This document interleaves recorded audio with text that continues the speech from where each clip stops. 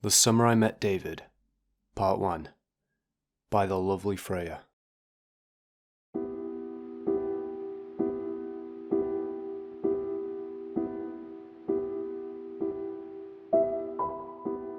When I was young, we lived in an old farmhouse. I remember my father telling me that it was more than 100 years old, and that was the cause for the strange noises in the middle of the night. I never believed him. I was convinced that the noises were just David messing around downstairs. But in those early weeks of our friendship, no one in my family believed it was him. I never bothered to question why. My father had inherited a 65-acre pig farm that he and his father had built from the ground up. I can't remember how many pigs we had, but it was enough to warrant 2 barns. I lived on this farm with my family, 3 older brothers and 1 younger brother, until I was 8. We moved quite suddenly after a bad accident involving Joey, my younger brother, leaving him paralysed. I didn't understand then why my father sold his farm at the time, but I do now. We had no neighbours to speak of. To our left, you'd have to go down more than 5 miles of road and cross a highway before you happened upon the next home. To the right, if you followed a large hill up and went around a bend, eventually you'd come across Mr. Carlin's house. I don't know much about him, other than he owned a cornfield that sat on the other side of the street right across from our house, and they always waved at me when he was on his tractor. My mother at one point had informed me that Mr. Carlin had once had children and a wife, but a house fire killed them all, and left them alone. That was back when his house was right across the street from ours, before he'd planted the cornfield over it. Now, it's important to note that Mr. Carlin was nearly 80, and my mother told me that this all happened when he was a young man. I suspect a good 50 years had passed from the time his home burned to the ground, snuffing out the lives of his family, and the summer that I met David. It was the first Monday afternoon of summer. I was especially happy because I hadn't had to go to school, and at the time, the first Monday was something of a commodity. I'd taken my pink bike with pretty red ribbons on the handlebars for a ride in the long driveway, but being the spunky 6-year-old I was, I'd grown tired of doing circles just outside of my home. I craved adventure, or at the very least the chance to poke and prod spiders at the bridge. I knew there was no chance of my mom or dad allowing me to go to the bridge by myself, but what they didn't know couldn't hurt them. My dad was off on the farm, doing whatever it was he did, but my mom was still inside, which meant I couldn't go. Not yet. I bided my time, doing circles in the driveway until I watched my mom drive away, heading toward her church group. I saw my chance and I took it. It was late afternoon and the sun was high in the sky, beating down unforgivingly upon me. Jack, my oldest brother, was shirtless and tossing large bales of hay onto a wagon. I rode up to him, and as sweetly as I could muster, I begged for permission to go, reminding him that the bridge was still in his sight and barely 50 yards from our home. Jack's lips pressed together in a thin line, like they usually did when he was thinking. His eyes narrowed and he looked back toward the barn. "Dad doesn't like you going off on your own, you know that. He want one of us to go with you." My lower lip folded out into a pout and I gave him the sad eyes I'd spent weeks perfecting in the mirror. "I know," I whined, "but you're busy and Jim was with Dad and I don't even know where Johnny is. Please, I've been in the house all day helping Mom with cleaning. I even scrubbed the walls, Jack. The walls!" I was acting as if I'd been done a grave injustice, when in all reality, Mom and I scrubbed the walls once a month. Between a toddler brother and 3 older siblings, the walls were always getting filthy. But Jack didn't know that. My oldest brother's gaze fell upon me, and I looked up into his green eyes, giving him the most pathetic whimper. He looked over his shoulder one more time, in search of our father, who was nowhere to be seen. I knew I had him in the palm of my hand. The thing about being an only sister in a house full of boys is that they develop this weird need to keep me safe, and also happy. And sometimes that extends out to them letting me do things I knew I shouldn't have done. "Alright, Jazzy," he said, using the nickname I despised so much. Made me sound like a baby. I wasn't a baby anymore. "But just this once. If you get caught, don't tell Dad that I was the one to tell you it was okay. Alright?" I jumped up excitedly. "Yes!" I cried happily, before hopping on my bike and pedaling as fast as I could down the gravel driveway. My plan was to get the hell out of there before Jack came to his senses and realized my dad would have murdered him for letting me go off on my own. We lived under strict rules. No one younger than Jim, at age 10, was allowed to go anywhere on their own, even if it was just down the road. My father was a strong believer in the buddy system. His worries didn't stem from an area riddled with crime, but instead, the simple fact that it was summer. Summer meant migrant workers, and migrant workers meant a bunch of people around Mr. Carlin's house that no one in the family knew. I managed to get my little butt all the way down to the bridge without Jack calling me back, or Dad coming out the barn and throwing a tantrum. Once there, I spent my few precious moments of freedom twirling thin sticks into the stickly spiderwebs. At the first few nudges, the spiders would get excited. They'd glide across their webs in a graceful display that I could only describe as beautiful. Their small, shiny front legs poked and prodded at the stick, as it tried to decide what was invading its space and ruining its home. After several seconds of trying to decide what it was, the spiders would often limb off the web and explore the stick, give me a chance to put my palm below them, and wait patiently for it to descend down, and tickle my skin with their tiny prodding legs. My mother was terrified of spiders. My brothers, not wanting me to inherit a debilitating fear, had told me that they were nothing more than hairy bugs. I thought them to be endearing, which was merely strange for a small girl. I was about to let my 5th spider of the day go in the weeds beside the metal posts of the bridge, when a small voice drew me on my own musings. "Is that a spider?" it asked incredulously. I stood up and turned around only to find a boy, probably a year or two older than myself, standing just a few feet away from me. His eyes were locked onto the spider that was now dangling from my fingertip. He gave me a toothy grin as I stared up at him. "Yep," I answered, very used to people being overly critical of a weird girl who likes arachnids. "That's cool. I love bugs," he admitted. My eyes lit up. "I do too," I gushed happily. "My name's Jasmine. What's yours?" I asked, using the same old introduction they taught us in kindergarten and 1st grade. "David," he answered, pronouncing the word funny. He said it David. It took me a full minute to put together that he was Mexican, which made sense given his dark hair and skin, something not often seen in the area I lived in. "Want to play?" I asked, handing the boy a stick. He said he did, and there we stood, shoulder to shoulder, disrupting webs, and talking about the pretty designs on the backs of the spiders. Soon enough, we'd run out of the large, black-furred arachnids to play with, but that didn't stop David. He went wandering over to the other side of the bridge, and found a sleek, bulbous, fat spider to poke at. "Come here, Jasmine," he called, laughter in his voice. "Look at how pretty this one is. You should hold it. I'll pretend to take pictures." I was filled with a sudden tingling sort of fear that started at the base of my spine and moved up to my limbs. My tiny hand reached out and slapped the stick away from David's hand. "Ow!" he shouted, glaring at me. "You can't touch those, David," I explained, trying to keep my sudden fear and anger in check. I did what I could to explain this to him like my father explained everything to me. Calmly, quietly, without anger or judgment. "You see that red dot on its back? If you look at its belly, it'll have a red hourglass on it. That means it's poisonous. It's a black widow," I explained. "You can't touch them. If you get bit, you could die." David only laughed and shook his head. "Who told you that?" he asked. "Whoever it was is lying. My dad and I catch these all the time," he insisted. He spoke with such conviction and such surety that I remember thinking that perhaps I remembered wrong.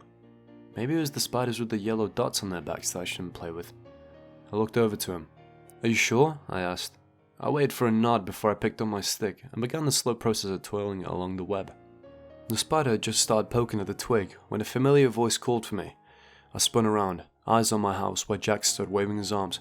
"Come inside! It's time for dinner! Can I bring my friend?" I shouted back. Jack paused for a long time, eyes on David and I before he nodded. "Sure, why not?" he asked.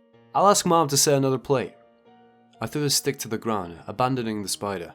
I turned back to David, who, for one reason or another, looked a little angry. I brushed it off, not knowing or really caring why he might be upset.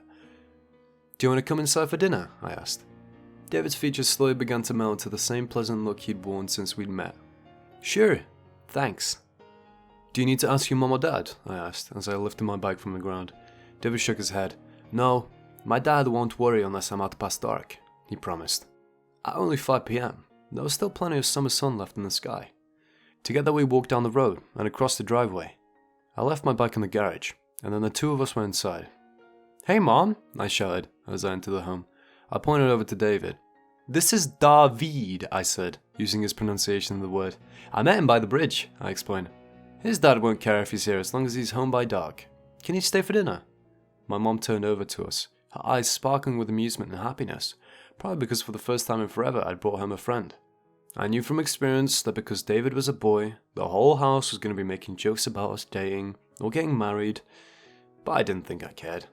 "Sure he can," Mom answered with a nod. "Thanks," I chirped. "Thank you, Mom," David said, a smile on his lips, using the title that most kids use when speaking to an adult. You're welcome. My mom sang back as she grabbed up a heaping bowl of potatoes from the counter and walked them into the dining room.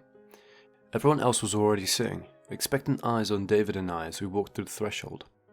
Confusion washed over the face of my older family members, while Johnny, who was only 2 years older than myself, laughed and mumbled something under his breath about me not being able to find a real friend.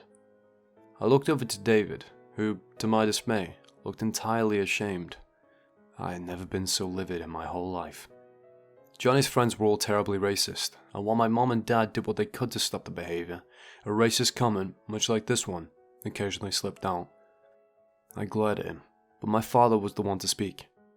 Johnny, he snapped, that isn't nice. Apologize, he demanded.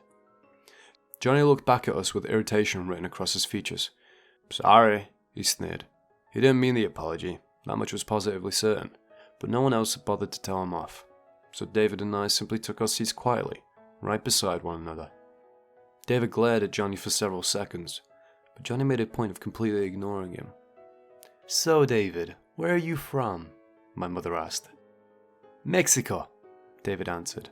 My dad and I come here every year in the summer so my dad can work. Sometimes I help too, he answered. Oh, that's very interesting, my mother chatted before looking over to meet my eyes. How did you and David meet? She asked. I knew exactly where this was going, and I wasn't having any of it. Mom, we're not dating. My mother raised her arms in surrender. No one said you were. I just asked where you met. By the bridge, David answered.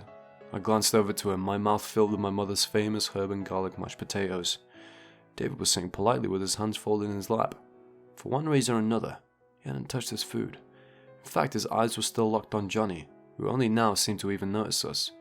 His brows furrowed in response, his lips pressed into a thin line. Yeah, by the bridge, I answered, once my mouth was no longer filled with potatoes. I watched slow anger rise up in my dad's face, and Jack shift uncomfortably in his seat. My mother opened his mouth, probably to ask why I thought it was a good idea to go to the bridge by myself. Suddenly, I remembered the spider, and while I hadn't intended to cut him off, I also hadn't grown enough to develop the patience needed to wait for someone else to speak while something so pressing was searing into my brain. Hey, what spiders are the Black Widows? I asked. Are they the ones with the yellow dot or the red dot? I asked. My father's brow was sharp. I watched Jack visibly relax into his seat. He tossed me a grateful look. Red dot, my dad answered, his voice leaving no room for argument or uncertainty. I could tell, in that moment, they had entirely forgotten the bridge, as mine now on spiders, and keeping me away from the more dangerous ones. Why? Did you see one? He asked. Yeah, David thought we could play with it, but I told him we couldn't. I left out the part where I decided to do it anyway. I didn't touch that after all. There was no chance I had somehow bitten and poisoned me. You and David stay away from those, Dad said, his eyes narrowed to the two of us. Yes, sir, we echoed. My father didn't often look angry, so in the rare occasions like this one, I was sure to listen to him. Dinner passed quickly, and David and I were told to go outside and play, but stay clear of spiders. David was acting really weird that night, almost angry. I wondered if it was because Dad had yelled at us. I put the thought out of my mind, and played until the sun touched the horizon, when David said he needed to go, and my mother called me inside. The next several weeks passed without incident. David started coming over every day, becoming a regular fixture in the house. We'd play outside, we went with Jim and Jack a few times to go fishing. We even accompanied Mom into town once to go shopping. Mom was nice enough to buy us both an ice cream. Fortunately, the moment we got outside, David dropped his. He looked so crushed, and so embarrassed about the whole thing that I quickly offered to share mine. He took me up on the offer, and my mom was sure to tell me how nice I was being. I started drawing pictures of David and I together. I was rather talented of an artist at my meager 6 years of age. What I mean by this is that my stick figures had both the proper colour of skin and hair, and we were both clothed. David had quickly become my best friend. It wasn't odd for him to come over and stay from daybreak to sundown. Sometimes he'd be waiting for me outside when I woke up. I'd run to the door, fling it open, and tell him to come in. He always helped with chores, even though Mom said he didn't have to. We'd been friends for nearly 2 full months when he breached the subject of a sleepover with me. I agreed, and hastily ran inside to ask my mom and dad, who were sitting at the table discussing bills. They agreed, but on the condition that he slept downstairs on the couch, and that he and I cleaned up after ourselves. That evening, after dinner, and a few more snarky remarks from Johnny, who was good at making David feel bad about himself, something that pissed me off to no end, we got to work on making David's bed. We made a veritable fort that we decided we'd play in before we went to bed.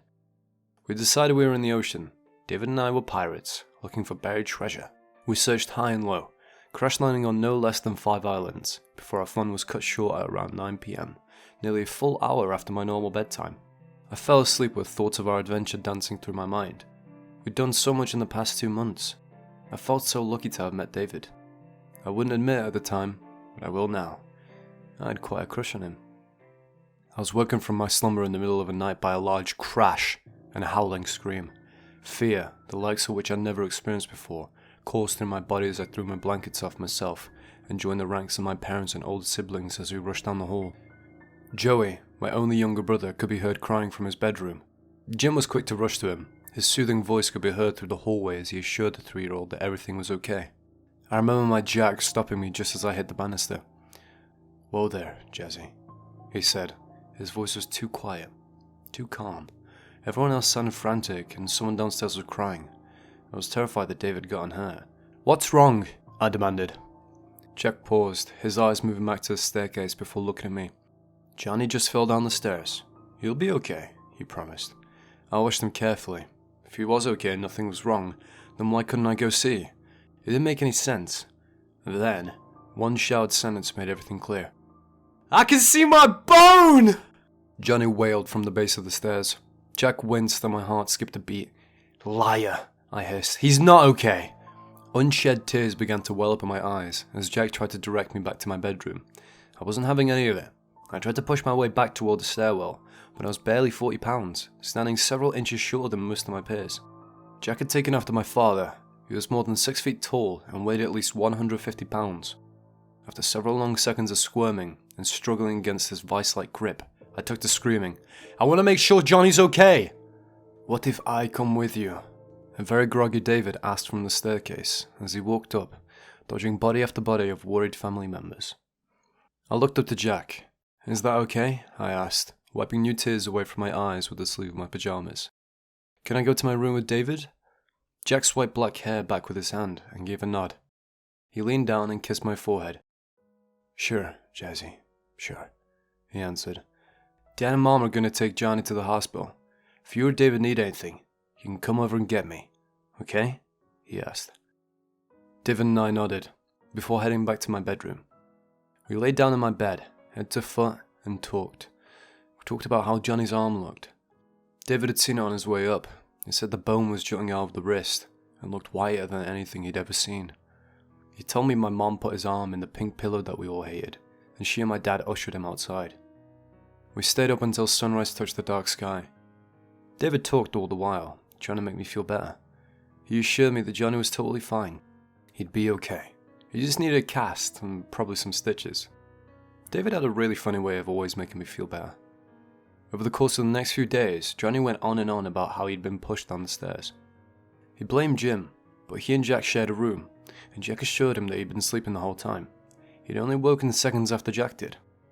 All the same, Johnny was certain it had been Jim, because he said that he saw someone just a little shorter than himself, right behind him when it happened. Despite Jim being a full 2 years older than Johnny, Jim, like me, was short for his age, while Johnny and Jack were both giants. Johnny and Jim fought for days after that, always arguing, always shouting at each other. At one point, Johnny actually took a swing at him. Jim managed to dodge the blow, but Dad had to intervene. He took them both to the kitchen to talk. No one was supposed to listen in when someone got in trouble, but I was a curious kid, and decided I needed to know what was being said. David and I stood in the long weeds that had once been part of the flower garden. The beautiful burst of violet, red and pink had eventually been taken over, and drowned out by chickweeds and dandelions. After Joey was born, Mom suddenly didn't have time to tend to flowers. Our backs were against the front paneling, just below the open window. We made no noise as we listened intently to what was being said. Dad questioned Jim over and over about what happened, but Jim insisted he was asleep. Johnny called him a liar a few times, and eventually, Jim broke down. I'd never heard Jim cry before. It was heartbreaking. He asked over and over why no one believed him, reminding Dad that Jack had vouched for him. Dad apologized, but Jim wasn't having any of it. He asked to go to his room. I could tell Dad felt bad, just by the way he fell silent, likely nodding his head in response. The squeak of the chair against linoleum was suddenly the only sound in the kitchen. After a solid minute of silence, Johnny's voice rang out. "Someone shorter than me pushed me," he insisted. "It had to be either Jim or Jasmine." I'd heard enough at that point. Looking back, I wish I would have paid more attention to what was being said. But as it was, I began to step away. I stopped when I caught sight of something moving in front of me. Suddenly, the world ceased to exist. Every noise, except the rush of my own blood behind my eardrums, faded away. I was hyper-aware of my own heartbeat and the rapid, ragged breaths that tore through my chest. I've always loved the way snakes move. It's so pretty, so graceful, they have a quiet elegance about them. But this snake made that dizzying, heart-pounding sort of fear creep out of me. My hands went numb, my breath hitched, and I let out a small, distinctly feminine squeak. David looked down. A wide, genuine smile brushed across his lips. "Hey, look! A king snake!" he said happily. "That's not a king snake," I whispered, keeping myself as still as possible. "It's red, yellow, and black. It's a coral snake. They're poisonous." My voice was tight and pinched. I felt as though I'd been punched in the gut. I kept imagining it rearing up and striking, biting me down to the bone, and stopping my heart with its poison. "No, it isn't," David insisted, as he reached down to grab it by the back of the neck. Aside from becoming very still, it didn't react. It acted as though it hadn't even noticed his presence. "See?" he asked. "They're nice. I catch these all the time back home in Mexico. You can pick it up. It won't hurt you." I looked at him with hesitance in my eyes. He'd been wrong about the spider. Why wouldn't he be wrong about this? David rolled his eyes and began to pet it with his free hand. "See? It's fine. Just pick it up. I'll keep its head steady," he promised. I should have listened to my gut. I should have walked away right then and there. But I didn't. My 6-year-old brain was insisting that if David could touch it, so could I. Slowly, so as not to scare it and make it wiggle free of David's grasp, I bent down, my arm outstretched. "Jasmine!" came a frantic shout from my left. David and I both jumped up. The snake bolted free, heading straight toward me. I shrieked, looking from the snake to my now terrified brother. Jack grabbed a nearby shovel and sprinted towards me. "Stay still! Stay still!" he shouted. David was halfway across the driveway. "Run!" he shouted. "Run before it bites you!" Had I been thinking clearly, alarms would have been going off in my head. If it was a king snake, if David knew this, then why did I have to run? But I wasn't thinking rationally. I was caught in the moment. My heart was in my throat, my hands were clammy and shaking. I felt like I was going to puke. Jack was too far away to help.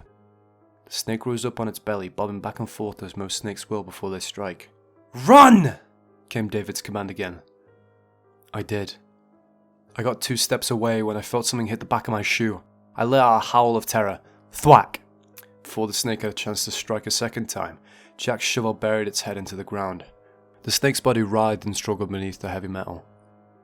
Its tail whipped the ground beneath it and flattened out chickweed. Jack stomped on the metal part of the shovel over and over, causing the crunch of breaking bones to echo into the pseudo-silence.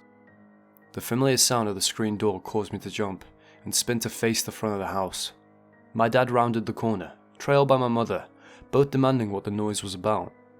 Jack lifted the shovel and hit the snake a few times just to be certain before he scooped up the corpse and showed my father. "Dummy nearly got herself killed. She tried to pick this thing up," he answered.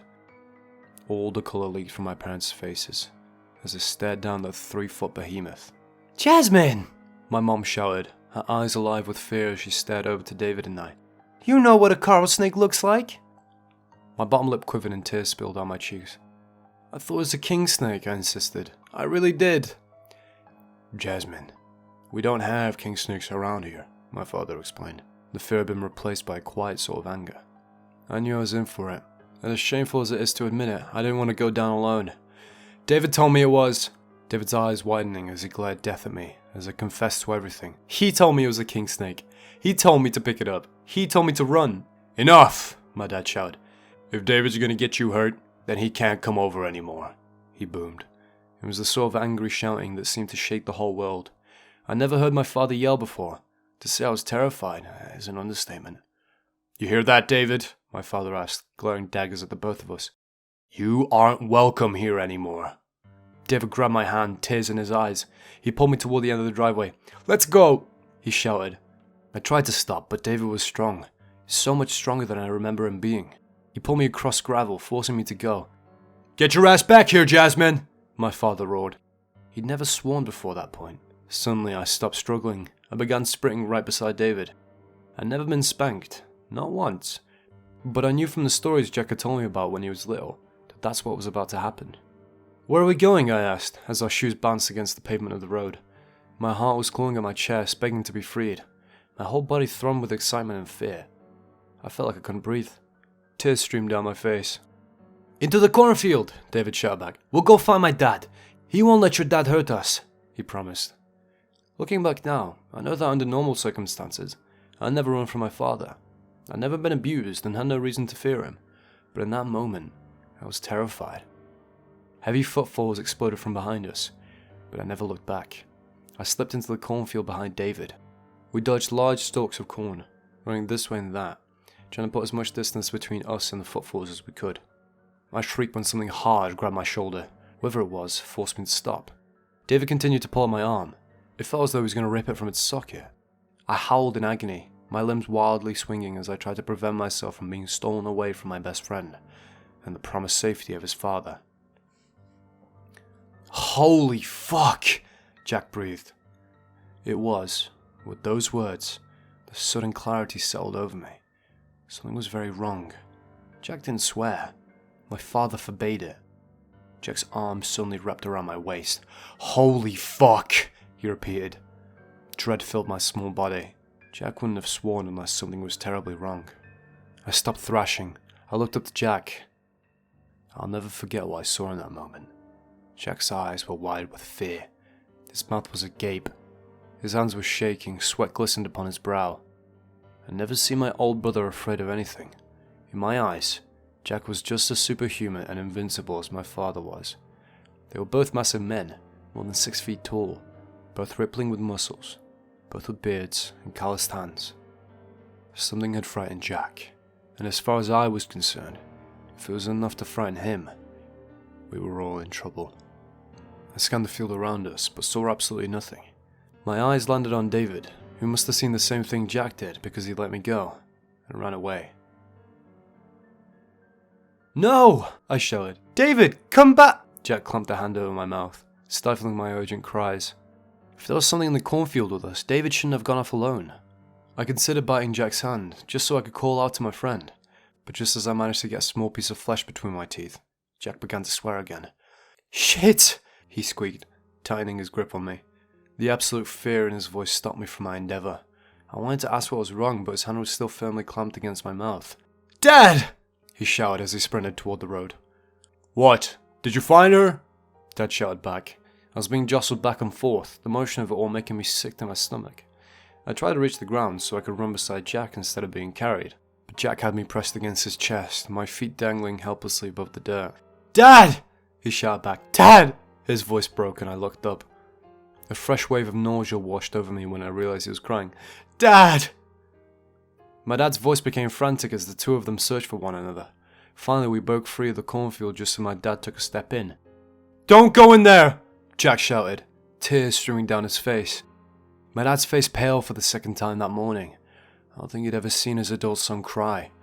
My mother was in a panic behind him, demanding what had happened. Jack shouted again that Dad needed to get out of the cornfield. My father eventually stepped away, humouring my brother.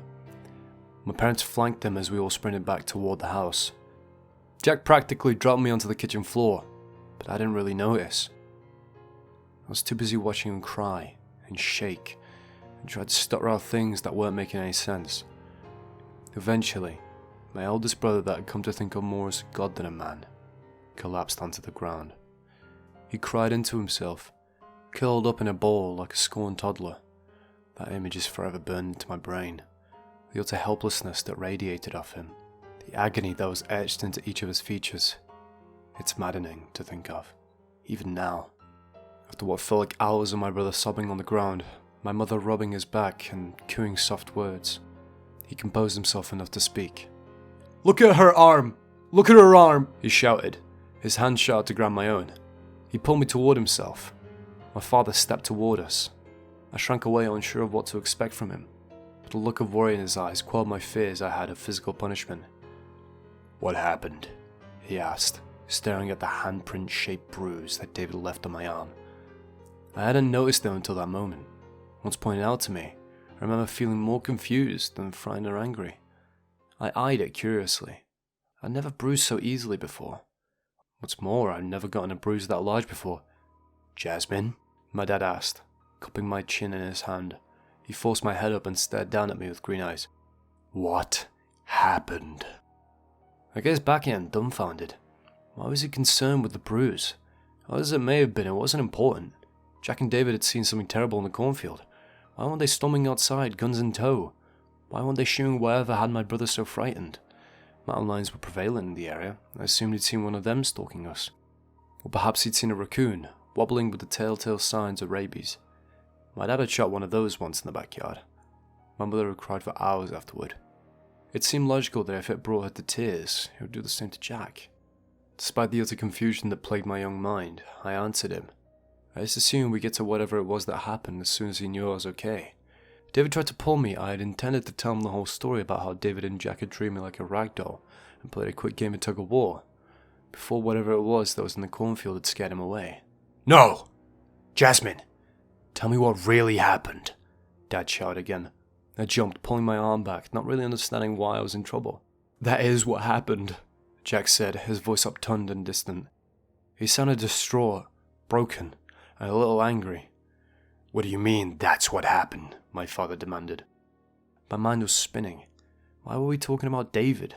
Why did anyone care about what happened between me and David? Why was this what we were talking about? "I mean what I said!" Jack shouted, burying his face in his hands. I jumped, letting out a small squeak as I put a few feet between myself and the cluster of family members. "No one," yelled at Dad. "No one that was suicidal." But Dad didn't get angry. He didn't shout. He didn't threaten to kick Jack out. Instead, his features crumpled and he looked back at me. "Jasmine, I just told you!" he said. There was something about his voice that made my stomach hurt again. Jack shouted, standing up suddenly from his place on the kitchen floor. He stabbed a hand at the refrigerator to the picture of David and I holding hands. "He looked just like her fucking drawings!" My heart leapt. Jack swore again. But as my eyes went over to my dad, I realized he wasn't angry. He acted as though he hadn't even heard the word. His features were pale, and his hands shook at his sides. "Skinny kid, brown skin, black hair, jeans, and a red shirt." It was in that moment that something struck me. I never thought about it before, but the way Jack shouted about David's clothes made me realize I'd never seen him outside of the red shirt and dirty jeans. "But..." Jack's voice drew me out of my thought. "But..." His voice broke and he buried his face in his hands again, tears streaming down his face. "What?" my mother asked. "Jack, what?" Jack looked up to them, his face white as sheet. Tears stained his cheeks and ran into his beard. His voice trembled. "He didn't have any eyes." The Summer I Met David, Part 2, by TheLovelyFreja.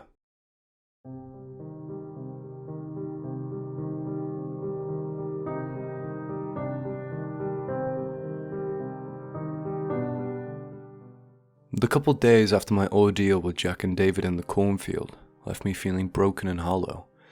I had a million questions, but as it turned out, no one was willing to even speak of my friend. My mother acted as though it hadn't happened at all. I'd ask her some question about how she spoke to him if she'd never seen him, and she'd shush me. It was the single most frustrating experience of my life.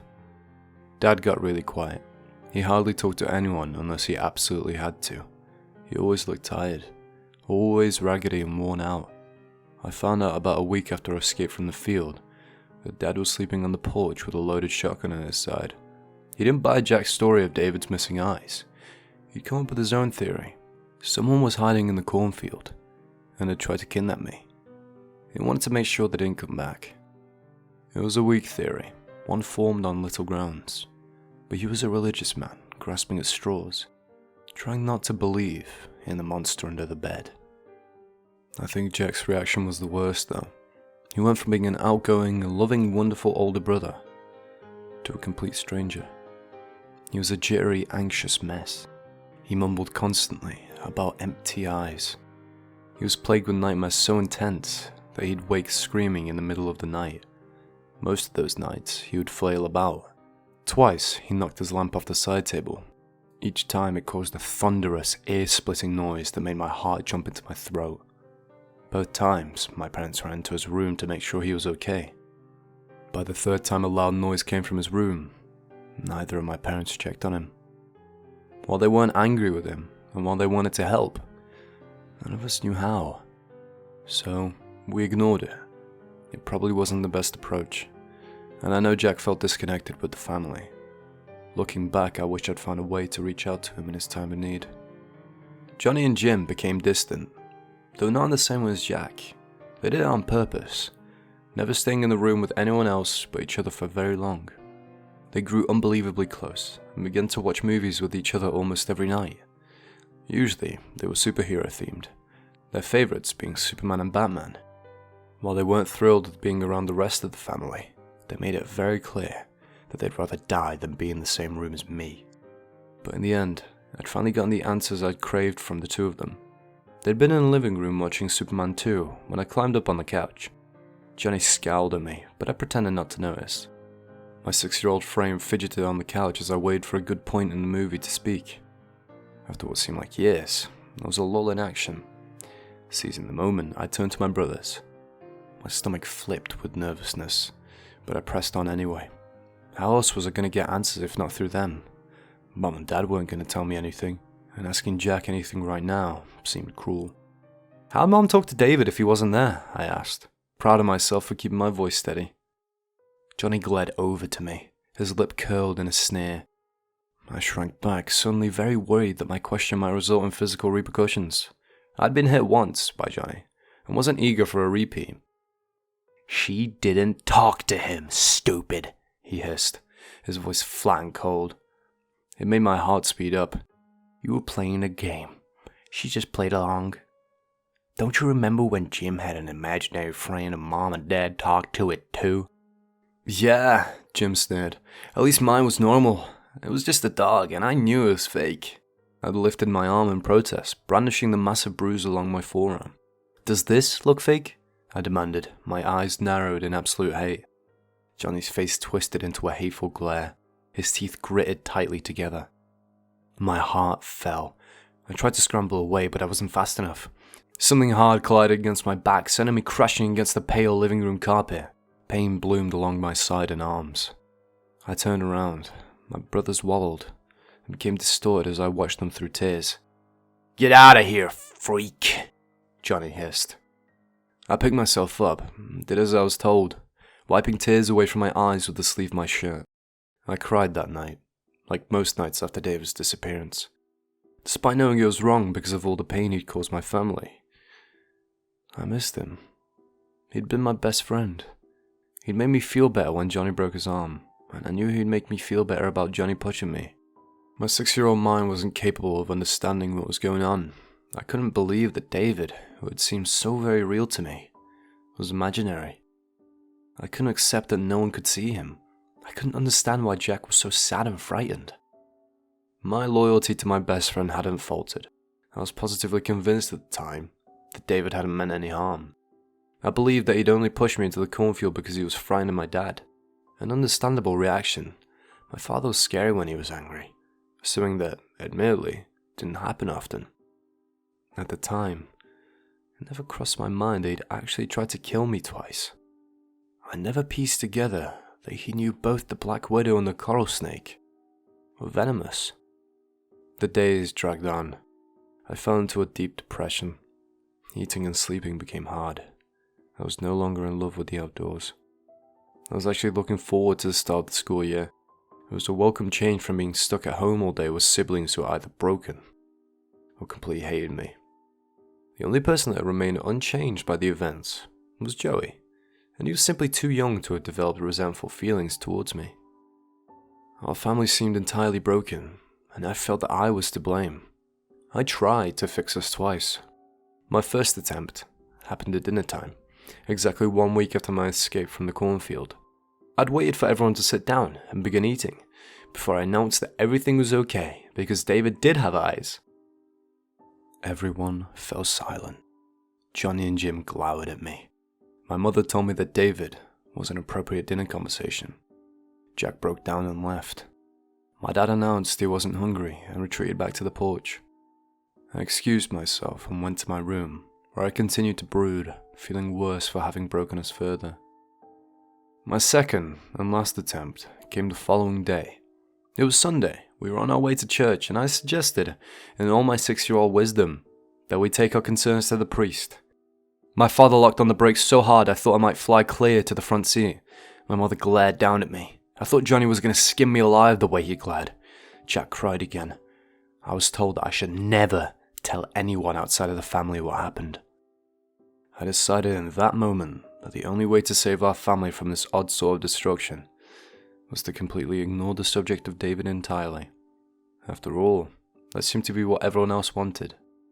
Days bled away, and eventually I had my first nightmare regarding my old friend. In the dream, I was asleep, until I felt a light, slick prodding at my chest. I opened my eyes, only to see an eyeless David standing above me. I woke screaming and crying. When my mother rushed in to see what was wrong, I lied. I told her I'd had a nightmare about being chased by a massive dog. It had been a reoccurring dream for me just last year, and was the sole reason my father had yet to get the German Shepherd he so desperately wanted. She believed me. She gave me a kiss, a hug, and told me to curl back up. She reminded me that there weren't any dogs around. I didn't sleep for the rest of that night. The next day, I was greeted with terrible news. Mittens, the barn cat, who had just had a litter of kittens less than 2 months prior, had gone missing, along with all 7 of her babies. My brothers and I spent hours looking for them. We even set traps, arming them with fresh meat and wet cat food. It took a solid 3 days for Jack to decide that a coyote or fox must have gone to them. I was devastated, but I kept my sadness to myself, not wanting to burden anyone in the family with it. I learned over the course of the next week and a half that no one was interested in my problems. It was the sort of despondent revelation that filled me with a sudden sense of helplessness. My world, once so small and safe, had been shattered, leaving in its wake something ugly and raw. The next few days went on as normal. I took the pictures I'd drawn of David and I threw them away. Without my chatter and the reminders that used to hang from the refrigerator, the family began to feel normal again. Dad started sleeping in bed, Mom stopped walking around with that wide, delusional smile on her face. Jack had a few good days, in which he didn't cry, and he even laughed. Johnny and Jim were still distant, but they stopped trying to push me around so much. Joey never changed. He remained the sweet toddler he was, too young to understand much of anything. It was nearly a full 2 weeks after David had disappeared that our family started to mend. Saturday morning had started as it usually did. Jack, Dad, Jim and Johnny were out on the farm, doing whatever it is they did. Mom and I were inside. She was washing dishes in the kitchen. Joe was playing on the floor beneath the kitchen table, reciting the colours of his toys to himself. I was in the living room, dusting, my least favourite job. The front door slammed and the rapid footfalls echoed in the hallway. I assumed it was Jim, who often sprinted down the hallway, rounding the corners and sliding to a halt in front of my mom as she stood at the sink. He usually asked her for water or lemonade to bring out to the boys while they worked. I peeked around the corner, bored, and looking for a reason to abandon my post. I hoped Mom would ask me to get Jim whatever it was he wanted. Mom must have thought it was Jim too, because she dried her hands and was waiting, leaning against the counter. She stood, looking dumbfounded as the footfalls stopped, but no one entered the room. Curiously, she stepped over to the hallway to look. I watched as she paled, blue eyes widening. She wiped her hands nervously on her apron and moved back to the sink. Curiously, I stepped into view. "Who is it, Mom?" I asked. "Jim must have run back outside," she answered. "The door only opened once and I never heard footsteps back to it," I countered, the words on my lips before I could stop them. Mom's lips pressed into a thin line, her eyes shone with an odd mixture of fear and anger. "What are you supposed to be doing right now?" she demanded. I shrank away. "Cleaning," I answered, my voice defeated. "Then I suggest you get to it," she snapped, as she submerged her hands once more into the soapy water. I spun around. intent upon going back to my work before I was yelled at. But a sharp cry of pain caught my attention. My mother pulled her hand back, blood trickling down her hand and onto the soapy water, staining it red. My eyes widened. "Son of a bitch!" she shouted. I gasped. I never heard her swear before. She was such a soft-spoken, sweet woman. It sounds stupid, but I didn't know she knew how to swear. "I thought I put all the knives up." Quickly, keeping pressure on the deep cut along her pointer finger, she rushed out of the kitchen and towards the downstairs bathroom. I could hear her fumble with the medicine cabinet as I walked closer to the sink. The large knife block that my mother kept just left of the sink had toppled over. 3 knives had fallen into the soapy water. I pulled them each out, careful not to cut myself, rinsed them off, and placed them back in the block. "Jasmine!" my mother called from the other room. "Come in here! I need help getting this band-aid open!" I glanced over to Joey, deciding whether or not I should take him with me. I stared at him as we walked from toy to toy. It was too risky to leave him alone. I walked towards him, arms out, trying to get him to come with me. "Now!" my mother shouted from the bathroom. I jumped and scurried down the hallway, deciding that he couldn't get into much trouble in the few seconds it would take to open a bandage for my mother. I pulled the paper apart and took the protective layer of plastic off, before handing the massive bandage to my mother. She took it and placed it over the top of the huge gash, before wrapping it all in what my father referred to as people tape. It was some sort of medical tape, used to keep water away from bandages and to keep gauze in place. We used it frequently on the farm. I dashed back into the kitchen, my heart beating on my chest as images of my brother getting past child locks and under the sink where we kept the bleach danced through my head. But as I rounded the corner, my eyes landed on the toddler, who sat under the table, playing with a small blue block. He repeated the word blue over and over. I smiled, feeling stupid for having been worried. I scolded myself inwardly for being so silly. I'd allowed myself to get sucked into Jack's delusions. I'd somehow convinced myself that something nefarious was happening, when in all reality, Jim had likely come in and run back out and the knives had probably just fallen over. It wasn't until I made it all the way back to the sink that I saw the glowing red dot on the stove. My heart sank. I made my way, slowly, over to it. All the burners had been turned up as high as they could go. Joey was too short to reach it. None of my brothers would have done that. Neither I nor my mother had done it, either. Nausea swept over me as I crossed the room and turned each of them off. I should have told my mother, but she was visibly shaken from the recent happenings, and I didn't want to worry her. Besides, she was only going to ignore it, the same way she had ignored everything else. When she came back into the kitchen, I only gave her a small smile. "I'll finish the dishes," I offered. Her features softened. "Thank you, Jazzy," she answered. I spent the next several hours on edge and jumpy. Suddenly, I was unsure of everything. I couldn't convince myself that David wasn't the entity Jack thought he was. I felt like my oldest brother, constantly looking over my shoulder, waiting for something bad to happen. But hours passed, and nothing happened. Eventually, I managed to put the thoughts on my mind. Lunch came and went. The boys showered and changed into regular clothes. Joey sat on the kitchen floor with my dad while the two pushed toy cars to one another.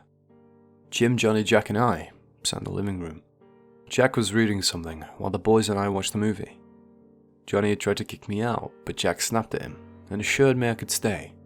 Mum was standing to the garden, happy to have a break from being indoors. "Jim!" my dad snapped from around the room. "What?" Jim asked from his place beside Johnny. My father went silent for a long time. The sounds of cars sliding against the linoleum had entirely ceased. Nearly a full minute of silence passed before my father responded in a small, careful voice. "Are you in the living room?" he asked. "Yeah," Jim answered as he stood up and went to stand in the doorway. He leaned against the frame as he spoke to my dad, who was just out of sight. "What?" he asked again. Silence. Jim stared into the room expectantly, before understanding washed over his features. He stiffened, his eyes widened. "Is Mom in the bathroom?" he asked. Johnny clicked the pause button. The familiar streaks of static molded to the screen, interrupting the fight scene between Batman and a villain I didn't recognize. We all fell silent, straining our ears, trying to listen for whatever it was that had frightened Jim and apparently my father. Finally, I heard it. The sound of the shower running. Jim was infamous for taking too long showers, which explained why my father had barked at him for it. "Maybe it's your mother," Dad reasoned, and turned around, looking out the window, only to find my mother stooped onto the ground, just her hair visible in the glass. My breath hitched. The shower immediately turned off, the door creaked open. I watched as Jack winced away, trying his best to ignore the exchange and submerge himself into his book. It quaked in his hands. He bit his lower lip. "Stay with your brother," my father commanded. I heard him move down the hall towards the bathroom. "Jane," he called for my mother. "Honey?" I looked back again, only to find my mother's hair bobbing slowly up and down as she weeded the garden. I knew he wouldn't get a response. The footfalls ended. "Who is it, Dad?" Jim asked. Silence that seemed to last forever filled the home. "No one," Dad answered. I jumped with the sound of his voice. Goosebumps rose along my arms. I stood up and made my way to the bathroom, shaking off Johnny's protests and squirming past Jim as he tried to physically stop me. I scurried down the hall, skidding to a halt beside my father and peeking into the bathroom. The mirror was steamed. The walls were slick with fresh water. The shower curtain had been drawn. My father was looking inside of it. The colour had leaked from his face. He took a step back and shooed me out of the room. He closed the door. The shower started again. My father squeezed his eyes shut. I tried to round the corner, but he grabbed both my shoulders and pushed me forward with such force that I couldn't have stopped if I tried. We spilled into the kitchen. Dad immediately let me go and barked my brother's names. The toilet flushed. He picked up Joey and informed everyone that we were all going to town to grab ice cream. Joey clapped and shouted celebratory words. The bathroom door opened. Footfalls pattered down the hallway. Jack pushed Jim and Johnny out the door, his whole body trembling as he hurried them along. My father grabbed me by the arm and pulled me outside. His grip never faltered as he dragged me forward. The whole time I craned my neck around, trying to see a glimpse of whatever it was. Somehow I'd convinced myself that it couldn't have been David, that David was definitely not a real person. Whatever this was different. Dad pulled me outside. The warm air and the stench of the pigs outside hit me. Dad slammed the door and urgently pulled me over to the driveway. Gravel crunched beneath my feet. The door swung open. It slammed against the wall with a deafening bang. Jack screamed and immediately grabbed both the boys' arms. He pulled them along as he sprinted towards the car. Ear-shattering crashes erupted into the pseudo-silence. Over and over, the door swung wildly, slamming shut and bouncing against the wall. "Jane!" my father shouted as my mother rounded the corner, heading towards the front door. "No one's inside!" His voice shook as he screamed the words. My mother's eyes widened. She dropped a spade on the ground and headed towards us, her gait swift and clipped. I opened the car door and was immediately hit with the smouldering heat. My father almost always let the air conditioning run for at least 10 minutes before putting Joey in the car. But today was different. He buckled him into his car seat despite his wails as the hot metal of the buckle touched his sensitive skin. "It's too hot, I'm thirsty," he cried. "We'll buy you a drink when we get to the store," Dad said, a wide fake smile plastered upon his lips. I could see the fear and anger just below the surface. He looked a lot like Jack always looked, except Jack wasn't keeping himself together nearly as well as my dad was at the moment. He was sitting in the very back of the old station wagon. His features had crumpled. He was crying silently as he stared at the house. The door could still be heard slamming furiously. I don't remember being scared in that moment. I could see the fear on everyone else, but my mind couldn't process what was happening. I sat quietly, stunned, unable to function or speak or even move. I simply receded into myself. My dad peeled out the driveway, leaving the home behind us. I think he hoped the few hours we'd be out would see everything return to normal. We got ice cream first, and as promised, my father bought Joey something to drink, as well as a small vanilla cone. Then, despite the fact that we really couldn't afford it, my father had just purchased a new work truck that same month. We went out to eat. We spent nearly 3 hours out before we began the long drive home. The sun was just touching the horizon as we pulled into the driveway. Joe was nodding off. Jack was still a mess in the back. Jim was trying his hardest to comfort Jack. Johnny was pissed and brooding quietly to himself while glaring death at me. I was busy watching the home for any sign of a moving door. I saw it before it hit the car. Bang! My window cracked with the force of the heavy metal. My father swerved and nearly hit the light post. My mother shrieked. Jack burst into tears and so did Joey. I stayed motionless. The spade my mother had been using to garden earlier had come hurtling toward me. Had my window been down, like it usually was, it would have likely driven itself straight through my skull. Dad, can we please stay at a motel? Or can we grab the tent? Can we please sleep anywhere but here? Johnny begged from the back seat. I turned around to meet his gaze. It looked like he'd aged 10 years in those few moments. His eyes were puffy and red from crying. His skin was blotchy. I didn't recognize him as my brother in those moments of terror. I don't have any money. I could hear the defeat in my father's voice as he spoke. Then the tent? Jack begged. Please, Dad, please, can we get the tent? There was a certain urgency to his words that I'd never heard before. A kind of fear that I hadn't known existed in adults swept over him. Dad, please. Yeah, my dad answered, nodding his head. Yeah, Jackie. Yeah, we can camp for the night. I'll call up Steve while we get our stuff together. See if he isn't willing to drop by and do chores for the next few days. Everyone go inside, pack up your clothes and get together the coolers. Pack food that won't go bad. Grab all the bottles we have for water and fill them. His instructions were given in a way that left no room for argument. His eyes landed on Joey. Jack, you stay here with Joey, he instructed. Jazzy, Johnny, Jimmy, you guys all go upstairs and stay together for the love of all things holy. He locked eyes with Johnny. I mean it. Don't any of you go anywhere else while the others. You understand me? Mom and I'll go to the basement and get the camping gear. Everyone nodded. I could see the shame on Jack's face. Not only had Dad called him by his old nickname, but had given him the task of looking over Joey. Everyone knew it was just so he didn't have to go inside. He was so broken already, I don't think anyone trusted him to keep himself together long enough to do anything. We piled out the car. Jack grabbed Joey and set him atop the car, while we all filed inside. We didn't notice the water until we got to the far end of the hallway, connecting to the kitchen. There was what I thought to be a large puddle in the middle of the floor. It took until I heard the faucet to understand what had happened. The sink was on. Judging by the flooded kitchen, it had likely been on the entire time we were gone.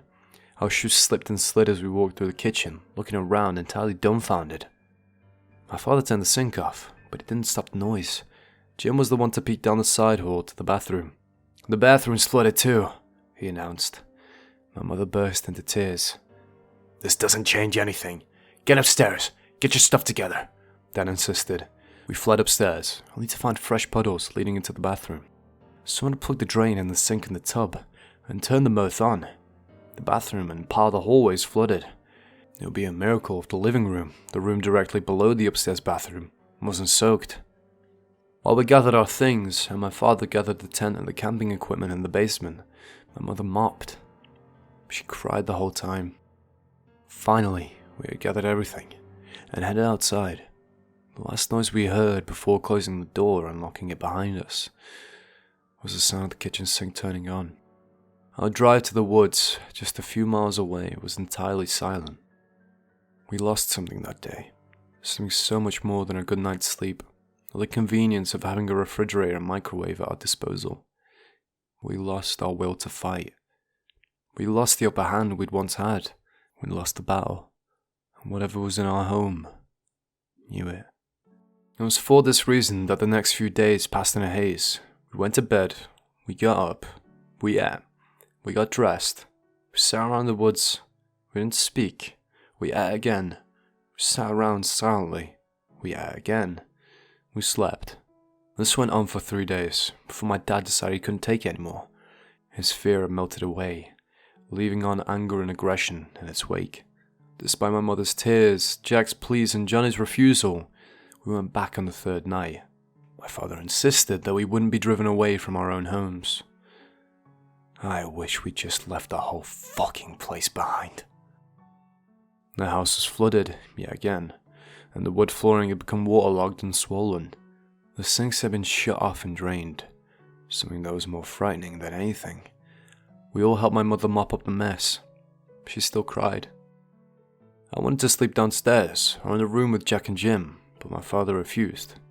He insisted if we ignored his presence, if we prayed, if we acted as though nothing was wrong, it would go away. Jack didn't believe him, and he made this very evident. For the first time in my life, the night ended with screams. But it was all for naught. My father won the argument. Eventually, I was sent off to bed. I don't know how, but eventually, sweet oblivion pulled me down. Something sleek and wet touched my cheek. "Jasmine," came the whispered call. My dream world shattered, giving way to the darkness that had encompassed my room. The sun had long since died along the horizon, and the timid nightlight I had on my desk had turned off. The moon and stars were hidden behind clouds. The room was completely dark. And then it wasn't. For no discernible reason, the floor lamp across the room clicked on. Light flooded the room, instantly causing me to cringe away. As I slowly blinked away the pain and tried to focus, I became very aware that something was wrong. There were small puddles in the middle of the room. At first, while I studied them, my brain wouldn't allow me to fully comprehend why this was significant.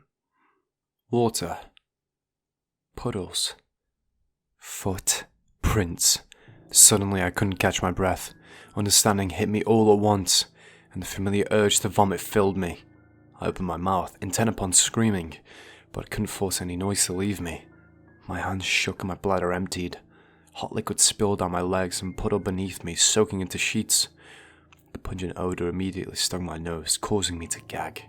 It was the first time I'd had an accident in years. Bang! I had no idea what the noise was, only that it sounded like a gunshot and it happened just inches to the left of my bed. Fear gripped me tightly, forcing the breath from my lungs and filling me with a sudden need to puke. I screamed and leaped off the bed. My legs wobbled as I sped toward the doorway. Bang! The door slammed. Click. The room went dark. I spun around, my body pressed tightly against the wood of the door. I was hyperventilating, unable to take a full breath. My hands shook as I searched blindly for the light switch. I stopped dead as a new sound penetrated the pseudo-silence. Breathing. I could distinctly make out someone else's breathing. With trembling hands and new reserve to get the door open, I clicked the light on and screamed.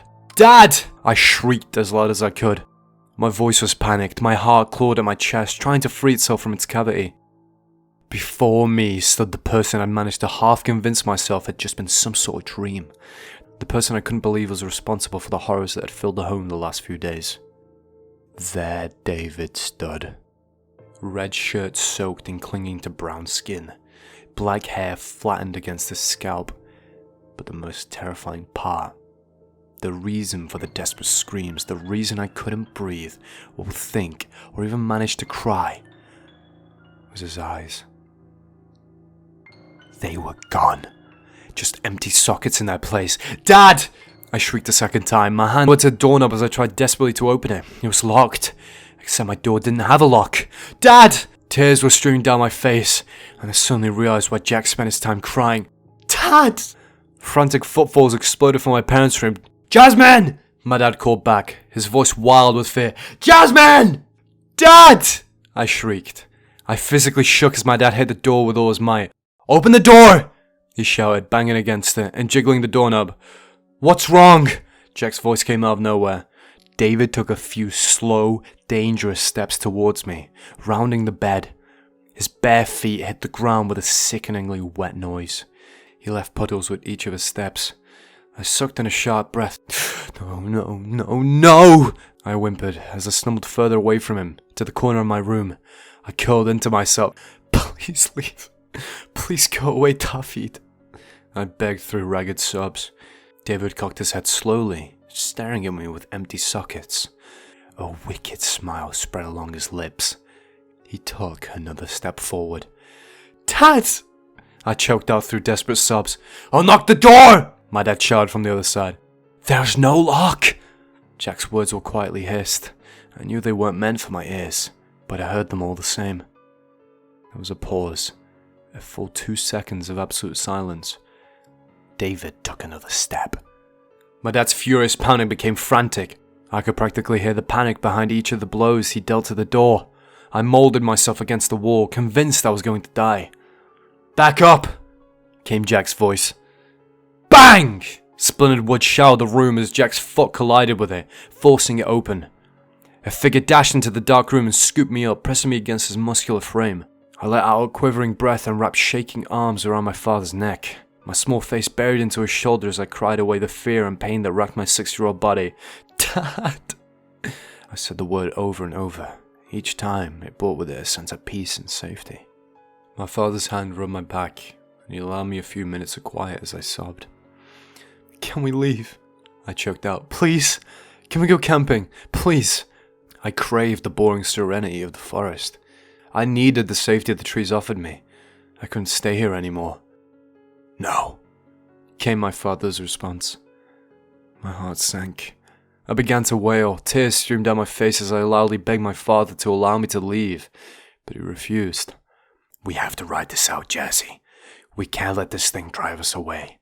We can't let this ruin us. He continued to talk, but I'd stopped listening. Despair and desperation filled me to the very brim, until I thought for sure I'd burst. Would you like to sleep downstairs on the couch, Princess?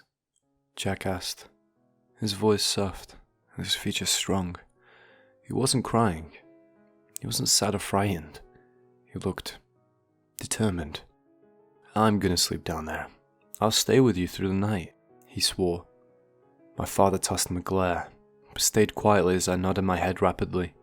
Jack pulled me into his arms, and a sense of safety washed over me. Despite his many breakdowns over the course of the last few weeks, I still thought of the man as invincible. I melted into his arms and allowed him to carry me down the stairs. He pulled extra blankets from the closet with one arm, because I refused to be put down. Jack made his bed on the couch, while I curled up on the chair.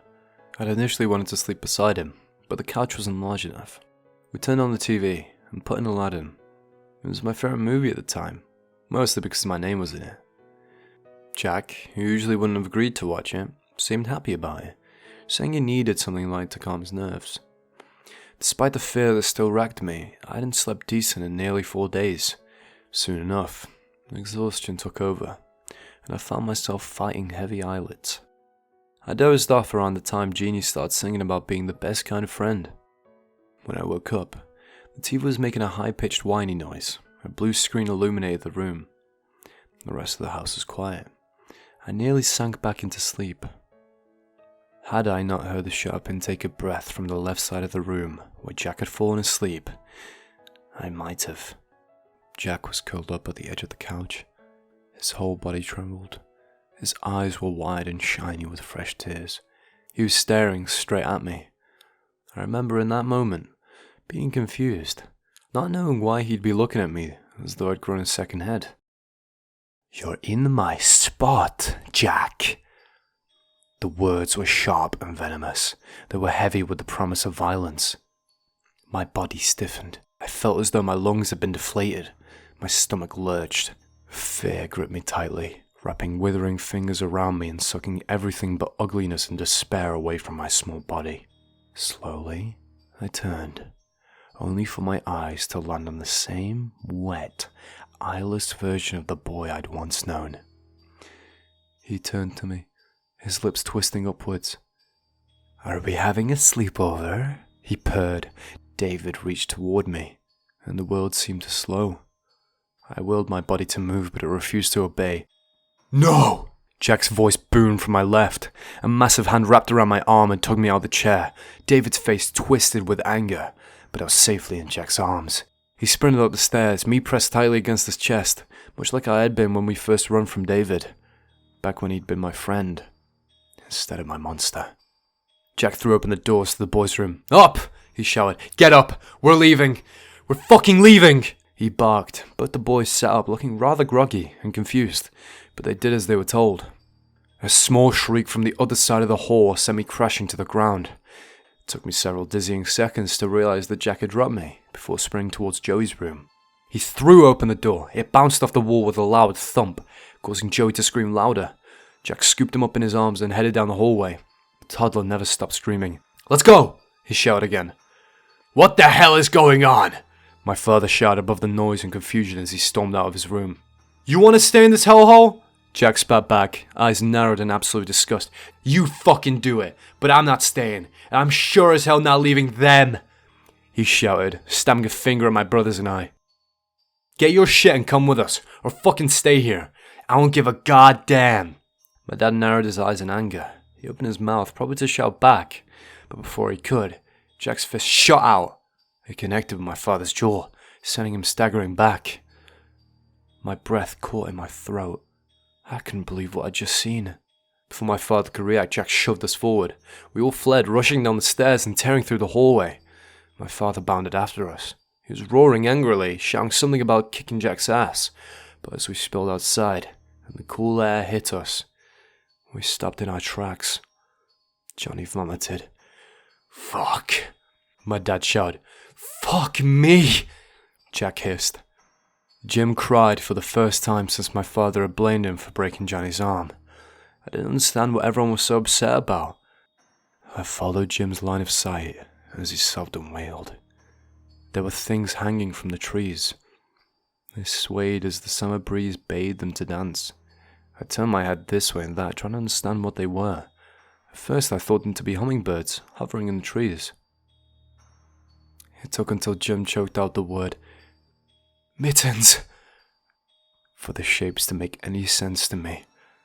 There, in the tree, against the light of the moon, hung our cat, and all 7 of her kittens, strung up like fucking Christmas decorations, their small bodies limp and lifeless. It was the single most lurid, grotesque thing I'd ever witnessed. My stomach churned, my mind went numb. I collapsed onto the ground, I couldn't catch my breath. I puked. It splattered along my legs and nightshirt. I was a fucking mess. Covered in vomit and piss, I sobbed away the feelings of absolute terror. "Get to the car," my father shouted, but he sounded distant, as though I was hearing him from underwater. Something pushed me to my feet and pulled me toward the car.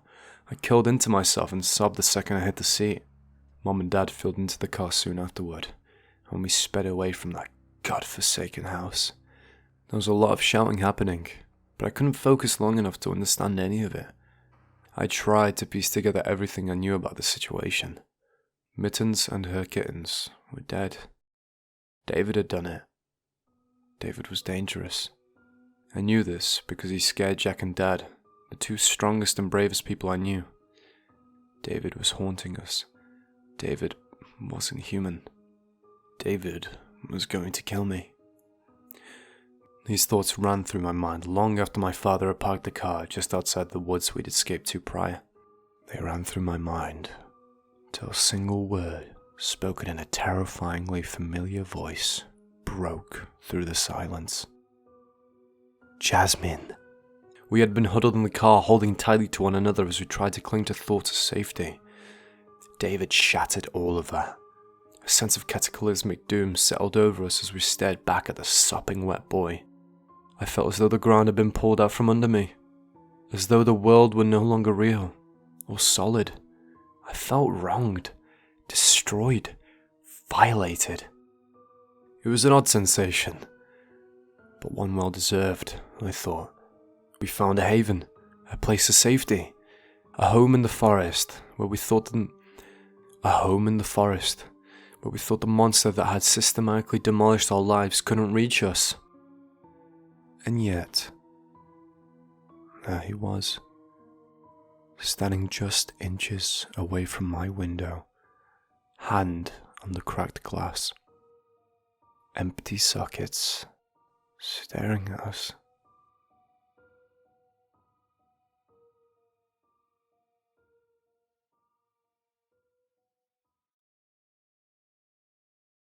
The Summer I Met David, Part 3, by TheLovelyFreja.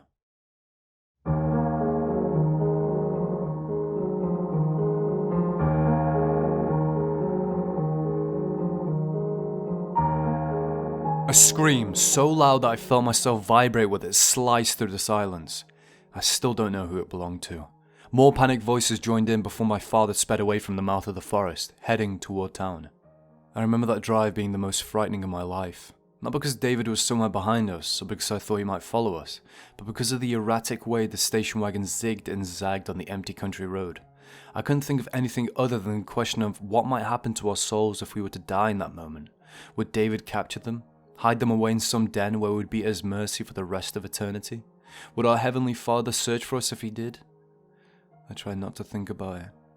My father did 80 the whole way there, never slowing down until we were on Maple Road. It was a familiar stretch of pavement adjacent to our church, dotted with small middle-class homes, armed with manicured lawns and flawless gardens. The tires squealed, staining the cement with black rubber as we came to a screeching halt.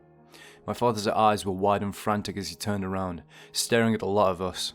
"Stay right here," he commanded, before jumping out of the car and running up the cement steps to the small blue home that we'd parked in front of. Confusion swept over me. Aside from our church that peeked over the tops of the trees, I didn't recognize anything. "Where are we?" I asked, looking around at the upturned face of my family members. Joe was still wailing. Snot was running down his face, his cheek and forehead turned bright red. Mom was trying to calm him down, but nothing was working. "Father Brown's house," Jack answered from the back. His voice was hoarse and defeated. I glanced back to him curiously. Father Brown taught at our church. We went every week, and Mom went to church group twice a week. I wanted to know why we'd chosen to come to Father Brown's house. Despite the fact that he was our priest, we never saw him outside of church. He wasn't like any of my dad's friends, who came by on the weekend to play cards. He was practically a stranger. But another question was prodding at my small mind, one I couldn't possibly ignore. "How do you know?" I asked, as I watched my father ring the doorbell time and time again. "We went to his house for dinner once, when you were really little. It was before Joey was born. You were too little to remember," Jack explained, as he leaned against the seat. His head was resting on the soft cushion. He looked exhausted, great bags perched just below his eyes. The colour had gone away from his cheeks, but his eyes were open, seemingly without any difficulty. I had my doubts that he would ever sleep again. The door swung open, pulling my attention from my brother and back to my dad. Out stepped a very dishevelled-looking Father Brown. The two men spoke to one another, but even in the silence of the car, I couldn't hear what was being said. It seemed like forever before my father turned around and waved us toward himself. Father Brown's eyes settled on each of us separately as we walked up the sidewalk. Pain washed over his features, and he made a small noise of pity. "Come on inside, guys. Jasmine, Johnny, I don't have any clothes that'll fit you, but you can wear one of my t-shirts for the night, and we'll see about getting your clothes washed," he informed us.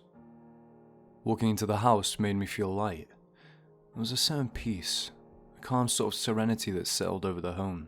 It was a welcome change from the thick, heavy feeling at our own home. Father Brown allowed us to shower. He fed us, he gave us new clothes, and washed those soiled with vomit and urine. We were sent to bed at midnight. I didn't think it was possible that I would sleep, but I was proven wrong in mere minutes. I sank into sweet oblivion while I curled up in Jack's arms, my face pressed into his chest. For the first time in weeks, I felt safe. The sun was just touching the horizon when I woke up. The green numbers on the clock across the room proclaimed it to be just after 5 a.m. My throat was on fire. I didn't realize until just then that I hadn't drank any water at all that day, and I was beginning to feel the repercussions. I laid entirely still as I toyed with the idea of getting up. I was warm and comfortable, and wearing only the t-shirt Father Brown had given me. While massive and fitting more like a dress, it still meant I was going to be cold the second I stood up. I sucked in a deep breath, deciding it was best that I just stand up and do it. If I didn't get something to drink, I'd never be able to get back to sleep. Just as I begun to lift Jack's arm up off me, a voice from the other room penetrated the silence. "Ghosts are entirely fictional. They simply don't exist. When your soul parts with this world, you cross over immediately. God doesn't allow souls to slip through the cracks," Father Brown said, his voice sounding entirely certain. "You don't understand," my father interjected. "You didn't see what—" Hold on, Father Brown cut him off. "I'm not invalidating your experiences here, Joshua. What I'm telling you is that it is absolutely not a ghost. Now, while ghosts don't exist, demons are very, very real." My heart leapt. Had I made friends with a demon? Was that possible? Did that mean I was bad? Would I go to hell for talking to him? Would God be angry with me for not recognizing him for what he was? My stomach churned as I imagined all the things demons were supposed to do to good Christian families. I'd heard the stories in church. I didn't understand them entirely, but I knew they found joy in tormenting those that followed the word of the Lord. "What can we do?" my mother asked. "An exorcism," the priest answered. "Unfortunately, "It isn't as easy as me just coming in and reciting the right," he informed my parents. "There's a very strict set of rules. There will have to be an investigation. We'll have to collect—" "What?" came a shout from behind me. I screamed. Joey began to cry. Jack jumped up from his place, using his body to shield as many of us as he could. "Jasmine brought a demon to our house?" Johnny snarled. He glared down to me. "Good job, idiot!" My features crumpled. I hadn't been the only one listening. Now everyone would know that I was to blame. Jack would hate me the same way Jim and Johnny did. Tears streamed down my face and I curled into myself. "I'm sorry," I cried. "I'm sorry. I didn't mean to. I'm sorry." I'd expected angry words from my oldest brother. I'd expected him to turn on me. Instead, he kicked Johnny, making him cry out in pain. "Stop being mean to her," Jack snarled. "It's not as if any of us knew any better either." I stared up to Jack, warmth spreading through my chest as I realized that I hadn't made him into an enemy as well. "Enough!" my father roared. "Go back to bed!" Immediately, I flattened myself down onto the ground, afraid of what might be done if we didn't listen. Father Brown and Dad went somewhere else, probably to finish the discussion, while my mother picked up Joey and rocked him in the chair. The whole while she glared at Johnny and I, likely blaming the two of us for having woken the baby. I never got back to sleep that night. The next morning, Father Brown offered to do the farm chores for us. My dad agreed that the boys shouldn't be there, but he was sure to insist that he would accompany the father. For 2 days we stayed, my father absolutely adamant that no one but he and my mother were allowed to leave the safety of the home. On the 3rd day, everything changed. My mother and father spent every waking hour away from Father Brown's house. Despite our many prying questions, they refused to tell any of us where they were going. School started that Monday, day 6 into our stay with the father. Mum and Dad were gone, something that had become very normal for us. My 2 older brothers and I had gotten dressed and packed lunches, but Father Brown informed us that we wouldn't be attending school that week. We'd go the following Monday instead. It should have been the most exciting news ever, but it felt wrong. It made me feel sick. It made the whole situation seem worse. Not only had David driven us from our home, but he'd put a stop to our daily activities. The boys had stopped helping Dad with chores. Instead, he and Father Brown did it. Mum and I didn't clean the house anymore. Now we weren't even going to school. Everything was wrong. I hated it. None of us voiced our concerns. Instead, we helped Father Brown with the chores. We watched television, we cared for Joey, we played cards and games, and we kept our fighting to a minimum. For days this went on. Until Thursday. We woke up to find our parents still home, sitting at the table, sipping coffee with the priest as though it was entirely normal. I threw myself at both of them, showering them with love and affection. Mum was smiling, Dad seemed happy. I didn't know the reason behind their joy, but I remember feeling as though everything was going to be okay. We were instructed to pack our things and get the car. Father Brown gave us each a hug or a handshake, and told us we were always welcome back if ever we needed it. I remember being sad that we were leaving, but grateful at the same time. I missed my home, and while I didn't plan on ever sleeping in my room on my own again, I much prefer curling up beside Jack, I did want to go back. When we pulled up to the home, there was a sleek red Geo Metro waiting for us. My siblings and I tossed questioning gazes to it, but Mum and Dad didn't seem concerned. Dad parked, got out, and shook hands with a very tall, very wide man. He was dressed in black slacks and a green t-shirt. Red hair clung on his scalp and chin. Over his shoulder, he slung a green backpack with an odd white swirly symbol on it. He and Dad spoke for what seemed like forever, before Dad mentioned for us to get out. "Feels heavy here. I don't think I've ever experienced anything like it." A light accent played along the words the new man spoke. It had a bouncy, rolling lilt to it, reminding me of leprechauns. It took me an embarrassingly long time to realize he was Irish. "Can you do anything about it?" my dad asked. His voice trembled with concern. He was practically wringing his hands in front of himself. I looked behind me to find the rest of my family. They shifted uncomfortably, eyes darting around the farm as though they expected David to walk out of the house or barn at any moment. My mother clutched Joey to her chest, despite his protests and flailing arms. She positively refused to put him down, which only served to piss him off. He used tiny hands to push away from her, shouting something about being a big boy and needing to walk. "Oh, absolutely," the man answered, drawing my attention away from my brother. I watched the tension melt away from my father's shoulders as he exhaled with sudden relief. "Why don't you show me inside and we'll get started?" the man asked, before tossing a gaze our way. With a wide, toothy grin, he introduced himself as Brett and extended a hand to me. Jack pulled me closer to himself, although I couldn't, for the life of me, figure out why. Walking up to the old wooden porch had my skin crawling. The house looked awful. Once proud and pristine, almost every window was cracked. The paint on the siding had begun to chip. The plants my mother worked so hard on had withered and died. Dad opened the door and we stepped inside. Goosebumps rose along my arms. The air was thick, hot, and heavy. It was hard to breathe. I suddenly felt as though ants were crawling along my skin. I reached up, taking Jack's hand in my own, and mauled in against him. It felt so wrong here. Suddenly, I couldn't get the image of David's eyeless face from my mind. The man placed his bag on the table and began to pull out a small white pamphlet, as well as a glass bowl and 4 bottles of water. Pathetic little sticky notes labelled them as holy water. I hadn't known it was wrong then, but the older members of my family did. I watched as disbelief washed over my parents' faces. Jack actually laughed, a terrible, bitter sort of noise that sent a shiver down my spine. I craned my head upwards and opened my mouth to ask what was funny, or perhaps not funny. Before I could get a single syllable out, static erupted into the silence. I jumped. Jack pulled me up into his arms. Johnny and Jim screamed. "Making love until the break of dawn." H-Town's knocking boots blared through the radio. Static again. "And I will always love you." Static. Whoop, there it is. The radio whined a loud, terrible screeching noise and began to shake. It vibrated down the counter until it slid off, stretching the cord tight and dangling as it blared the words to various songs. I screamed and buried my face in Jack's shoulder. Brett laughed. "It's okay, dear," he assured me. "You can't let it bother you." It didn't make any sense to me. Why wasn't Brett terrified?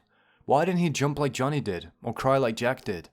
I sniffed away tears and nodded, but try as I might, I couldn't make my body stop trembling. I didn't want to see David again, and I had a feeling that that was exactly what was about to happen. I peeled myself away from Jack's chest, craning my neck so I could watch Brett, while still managing to stay in my brother's arms. "Try your little fit while you can," Brett taunted. He pulled the plug away from the outlet and allowed the radio to drop to the ground. With a smug sort of smile and a few more reassuring words, he opened a bottle of holy water. Brett's hand hovered over the bowl. He tilted the bottle. Not a single drop poured from the open mouth before it was knocked from his hand. Holy water rained down upon the room, splattering the walls and soaking the floor. The bottle rolled, stopping only when it hit the far wall. It made a small gurgling noise as the liquid poured out onto the already destroyed wooden flooring. Brett's eyes narrowed. He seemed genuinely confused for several long seconds before he reached for a second bottle. Slam! All 4 bottles on the table were suddenly careening across the room. They hit windows, they slammed against cabinets. One cracked the glass of the oven. Brett swallowed hard, eyes wide with unmistakable fear. He pulled one final bottle from the backpack.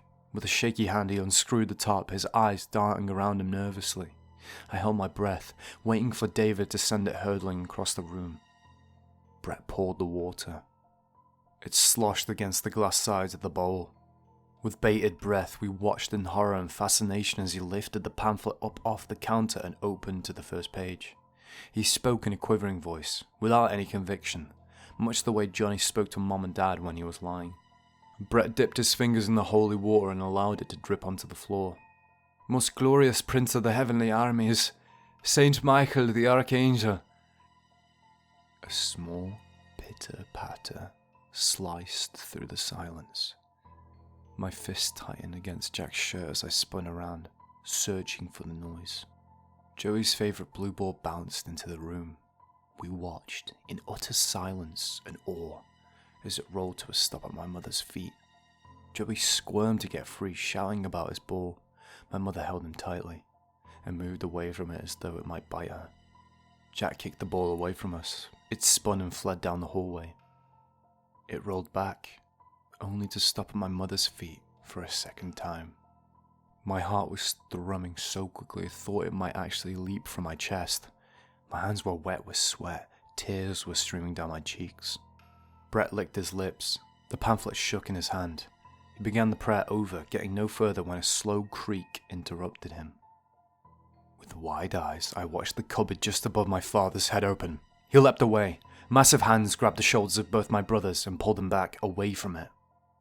There was no warning, no puff of smoke like in the movies, no ominous music. It just happened. It was like an explosion. Streaks of white and blue and pink and green careened to the ground. An air-splitting crash shook me to the very core. Before I could process what had actually happened, the shattered glass of every plate, bowl, dish and cup my mother owned was splayed at our feet. Every cabinet was open and emptied. Joey was screaming. I didn't realize until Jack placed a hand on my back that I was too. My mother had burst into tears. My father suggested we leave. Brett insisted he could do this and started the prayer over again. The burners turned on. I could feel the heat from where I was. A bright light sparked to life before the cracked glass of the oven. At first I thought there was some sort of fire inside, but as it grew brighter, I recognized the shape as that of the heating coil inside of it. Bang! The coil exploded. My mother shrieked. She turned to dart out the door. Something touched my foot. At first I thought it was Jack, but it was too cold. And it was wet. I looked down to find nothing at all, but I felt the invisible fingers tighten around my ankle. I shrieked. An unseen force jerked me on my brother's arms. I hit the ground with all the force of a freight train. White bursts of light exploded into my vision. My eyes rolled aimlessly in my head as I tried to get my bearing again. "What the fuck happened?" my dad shouted. "Something pulled her!" Jack shouted back. My dad's eyes widened. He leapt forward, my name on his lips. Heavy footfalls exploded just inches away from my feet, and terrifyingly enough, I found myself being dragged. My father gave chase, but he wasn't nearly as fast. "Dad!" I shouted. "Jack!" I slid along the hard wet floor, heading for the stairs. My heart sank. In that moment, I knew I was going to die. There was absolutely no doubt about it. David had me now, and he was going to kill me. I clawed the ground, leaving long claw marks along the soft wood. I made a desperate grab for anything at all as I flailed and kicked, trying my best to get away.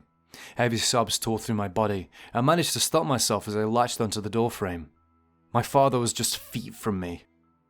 My heart was racing. Tears streamed down my face. I feared the worst. That they wouldn't get to me in time. That David would pull me upstairs, lock me behind a door. "Dad!" I shrieked again. Brett lunged forward, throwing the entirety of the bottle at me. Cold water splashed against my skin, soaking me to the bone, and stunning me enough to cause me to let go of the wall. Pain bloomed along my ankle where David had grabbed me. I wailed in agony. It felt as though my leg had caught fire. I thrashed, my hands going to it immediately as my nails dug into the flesh around it. An angry half growl, half hiss shook the very foundation of the home. Jack grabbed my arm and pulled me up.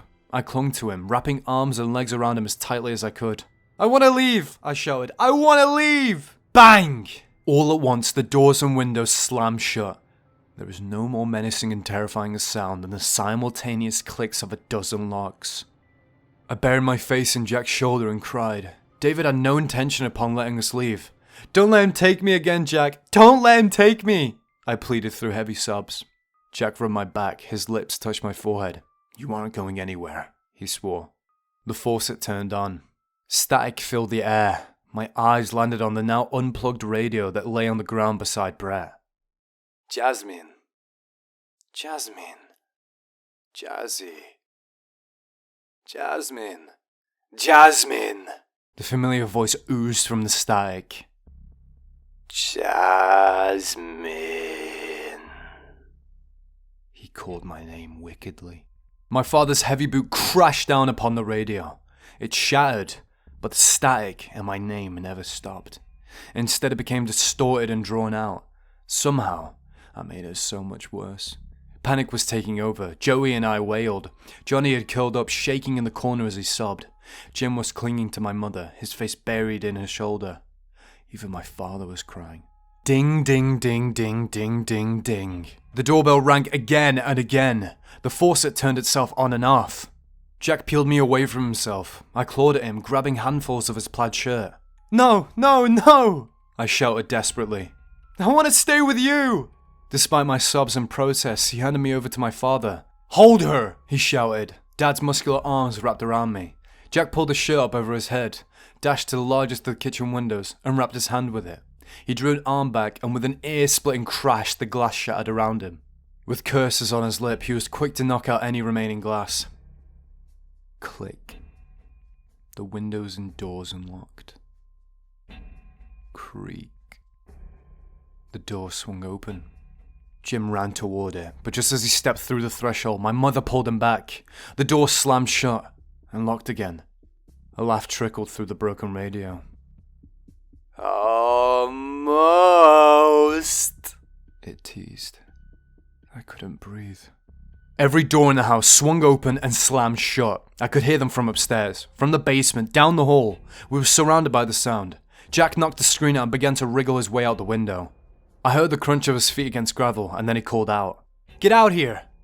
My mother shoved Joey into Jack's arms first, then I slid through to the outside. I'd never been so happy to see the outdoors in my life. Johnny and Jim were next. Last were my parents and Brett. Brett tore through the driveway, leapt into his car, and peeled away without ever looking back. Jack whispered a few mumbled curses under his breath as we rushed to our own car. My father sped away. He swore to us in that moment that we'd stay with the father until we could get a real priest in to exorcise the home. "Do we have to go back?" Jim demanded.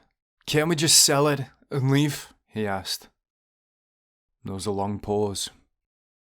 "Who's gonna buy a haunted house?" Johnny asked. Another long pause settled over us as the reality of the situation set in. We were fucked. Entirely and completely fucked. We had no means of finding a new place to live. We could only invade Father Brown's home for so long. We couldn't sell, because who would buy? We had no money to buy or rent something else.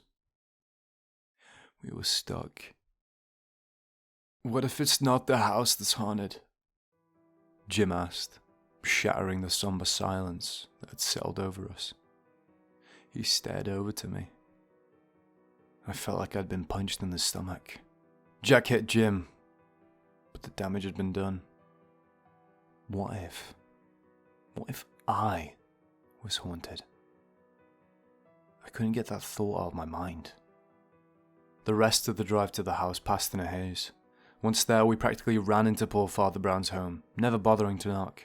Luckily enough, he didn't seem upset about it. Together, through sobs, we recounted the terrifying events of the day. Father Brown asked to see my ankle. The perfect shade of a handprint had been burned into my skin. It wasn't blistered, although it was a bright shade of red and peeling along the sides. He made small noises of discontent and mumbled something about being first degree. He turned it this way and that, his eyes looking more worried the longer he stared at him. Finally, he looked up to me, a wide, fake smile plastered upon his lips. It was the same sort of smile Jack had worn the night Johnny had broken his arm. "You'll be okay, Jazzy. Why don't we spread some aloe on that? You'll heal up," he swore. I didn't argue. I just followed him into the bathroom, where he asked me to sit on the side of the bathtub. I sat down, the cold porcelain biting into my skin and making me squirm. Father Brown swung the medicine cabinet open. The mirror glided past him. Had I not looked up at that very moment, I might have missed it. Father Brown's kind smile and soft eyes stared back at me from the mirror. And then, suddenly, it was nowhere to be seen. Replaced with David's empty eyes and wicked smile. My hands shook. My breath caught my throat. My stomach churned. I jumped to my feet and tore through the hall. Rapid footfalls followed me. A hand slammed down upon my shoulder and tightened, pulling me to a halt. "Dad!" I shrieked. "Jasmine," Father Brown said, spinning me around, blue eyes searching my own green. "Jasmine, what's wrong?" he demanded. "Jasmine." Father Brown's voice was low, and he made himself as small as possible. Normally I would have found it calming. His soft tones and kind eyes should have made the world seem safe again. But no matter how hard I tried, I couldn't shake the image of empty eye sockets staring back at me from the mirror.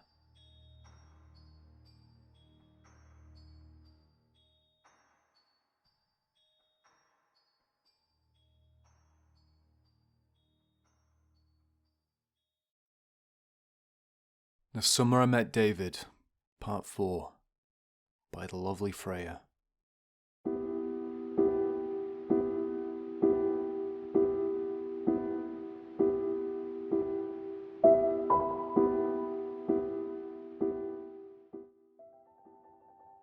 As much as I wanted to ignore it, as much as I wanted to trust Father Brown, I couldn't. I'd seen David in the mirror. There was a point in my life that I might have dismissed it as what my mother called an overactive imagination. There was a time when I would have moved on with my life and mentioned it to Jack or my mom later, but that innocence was long gone. The child I'd once been was dead.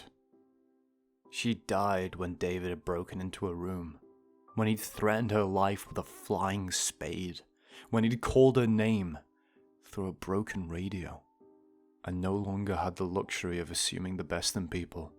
I had been thrown into a world composed entirely of uncertainty and insecurity, only to emerge jaded. In that moment, I didn't know what it meant that I had seen David in the mirror. I only knew that it made the man who had given us shelter, who had offered us his home and his love, dangerous. The sinking feeling in the pit of my stomach returned. No longer was Father Brown's soft-spoken, gentle ways calming. Instead, they hearkened to a time in which I'd been naive enough to trust David. "Jasmine, I need you to breathe, sweetheart." Father Brown's voice broke through my thoughts. I tried to pull away, fresh waves of fear washing over me. My fist shot out, desperately trying to connect with anything solid. Over and over I hit his arms, but his vice-like grip never wavered. He went to his knees, leveling with me. His eyes met mine as I screamed, wordlessly, in absolute horror. "What happened, honey? What just happened? Why are you so scared?" I was frantically trying to get away, desperately searching for a way out of his grasp. "What's going on?" My mother's voice rang through the hall. I jumped. Father Brown's grip never loosened. The points where his fingers dug into my arm were starting to ache. I was gonna bruise. "Is everything okay?" Father Brown looked at her, concern etched into his brow. "I don't know." He sounded distraught, as though he were genuinely worried about what was happening. I wanted to believe that he was, but I couldn't let myself think he was just anything more than the monster that had been terrorizing my family for weeks. His eyes met mine. "Jasmine, baby, I need you to breathe. Tell me what happened." My gut quivered with anxiety and terror. I knew what I'd seen. I knew I saw David in that mirror. I also knew I couldn't get away from him on my own. He was 3 times my size.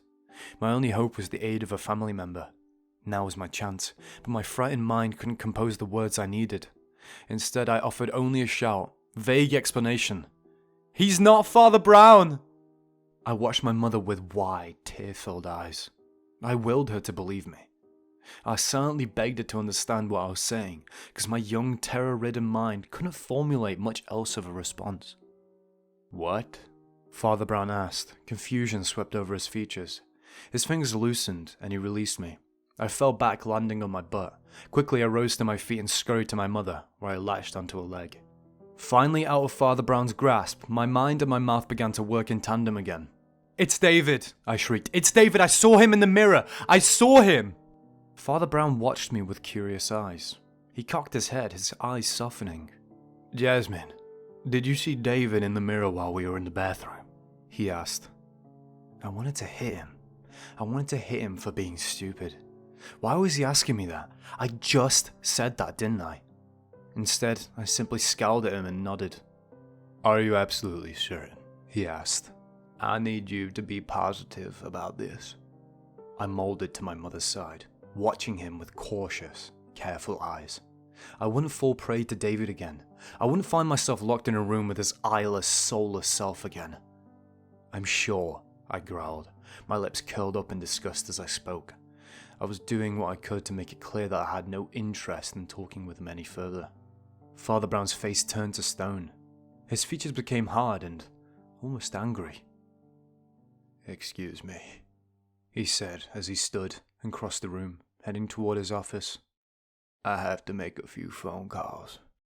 My mother pulled me into the bathroom and applied the aloe ointment to my burned skin. She asked me to tell her what had happened. I recounted the events to her, only for her to purse her lips and fall silent.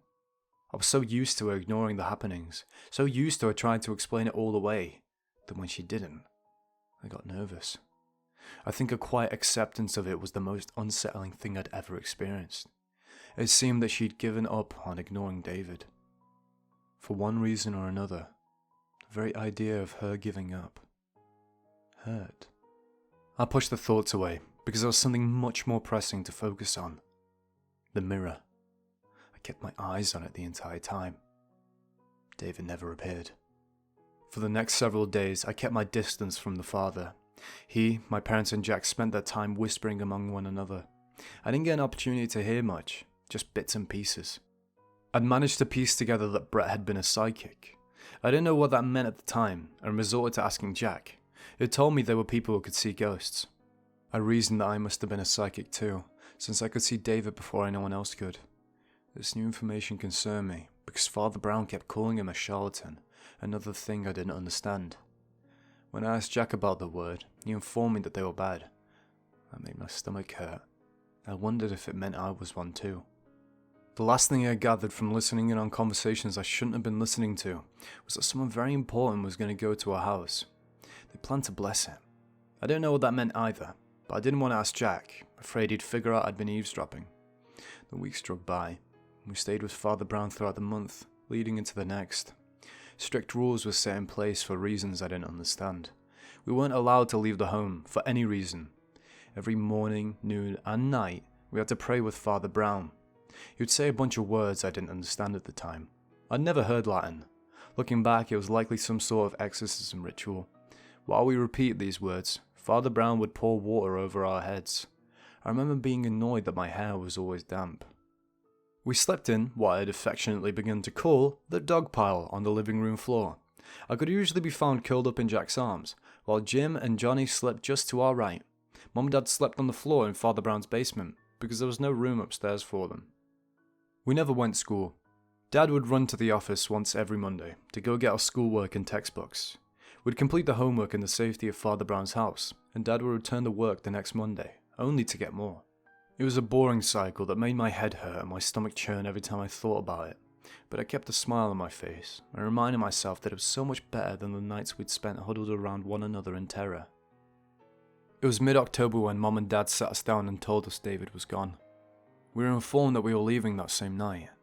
With uncertainty in my eyes and questions on my lips, I packed up my belongings. We said goodbye to Father Brown. I cried. He'd become a rather familiar and comforting person in my life. I didn't really want to give that up. The drive home was silent. I think each of us had our doubts about the home being safe, but none of us vocalized them. My father parked in the same place he always had. I remember touching the cracked glass on my window as he put the car in park. I half expected something sharp and metal to crash into it, but nothing happened. And soon, I found myself walking up the wooden stairs and into the home. When once it had felt hot, clammy, and heavy, now the air was thin and pure, just as it always was at Father Brown's home. I'd tread through the kitchen, trying not to think of why the big window was missing. I looked around the floor for any signs of the broken dishes, but found none. Whomever had been here to do whatever it was they did must have cleaned up. They also replaced our stove with a new shiny black one. It didn't match the rest of our kitchen, but it was nice. I continued toward the staircase, my eyes darting on the hallway. My stomach churned as I listened for the sounds of the shower. Nothing. Just as I rounded the corner, heading up the stairs to my room, I noticed the scratch marks on the floor. No amount of scrubbing could erase away the evidence of my struggle with David. I felt as though I couldn't catch my breath, but for the sake of everyone else, I pushed away the tears that threatened to spring to life and ran up the stairs. We packed our stuff back into our rooms, although I made it clear that I wasn't going to go to mine alone. Jack offered to come with me. He let me sit on my bed while he hung my clothes up, and chatted to me about things that didn't matter. My eyes stayed glued to the tree, the one that stood just outside my window, the one Mittens and her kittens had been hung from. I swallowed hard and stood up, trying to find anything at all to take my mind off David. Unfortunately, the first thing to catch my attention was my broken door. I ran a hand along the sharp, jagged edge. Splinters bit at my fingertips. I couldn't stop my mind from wandering to that night. The first night David had shown me who he really was. Goosebumps rose along my flesh, and a shiver that had nothing to do with the temperature danced down my spine. I felt stupid and used. I felt wronged and misled. I wanted to know why David had done such a thing to me. Jazzy? I jumped at the sound of my name. Flashes of an eyeless David sprang to life in my mind. I spun around, my hand over my heart. My eyes were wide with panic, a small squeak fled my lips. Jack stood on the other side of the room, his hands raised in surrender. "Jazzy, it's okay," he promised. "Just me, baby. You're okay." I struggled to catch my breath and nodded. "Yeah," I answered, my eyes darting around the room in search of my own personal monster. He was nowhere to be found. "Jack?" I asked, my head craned upwards as I stared into my brother. It was the first time I realized how very much he looked like my dad. His beard was reddish brown instead of dark and grey, but he had the same strong cheekbones and masculine features my father did. He had the same sharp eyes that said he was smarter than he let on. They shared the same hairline and the same build. Jack really did look like a younger version of my father. "Why is it safe now?" I asked, concerned that Mom and Dad were wrong. "Everyone's so sure David isn't going to come back, but I saw him in the mirror that one time," I insisted, biting my lower lip. "I don't think anyone believes me though." Jack's eyes softened. His hand went up to his chin, brushing at his beard as he regarded me with uncertain eyes. Finally he sighed and motioned for me to come to him. He sat on my bed and pulled me up on his lap. "Jazzy, I don't understand any of this nearly as well as Father Brown does, but I'll tell you what I know.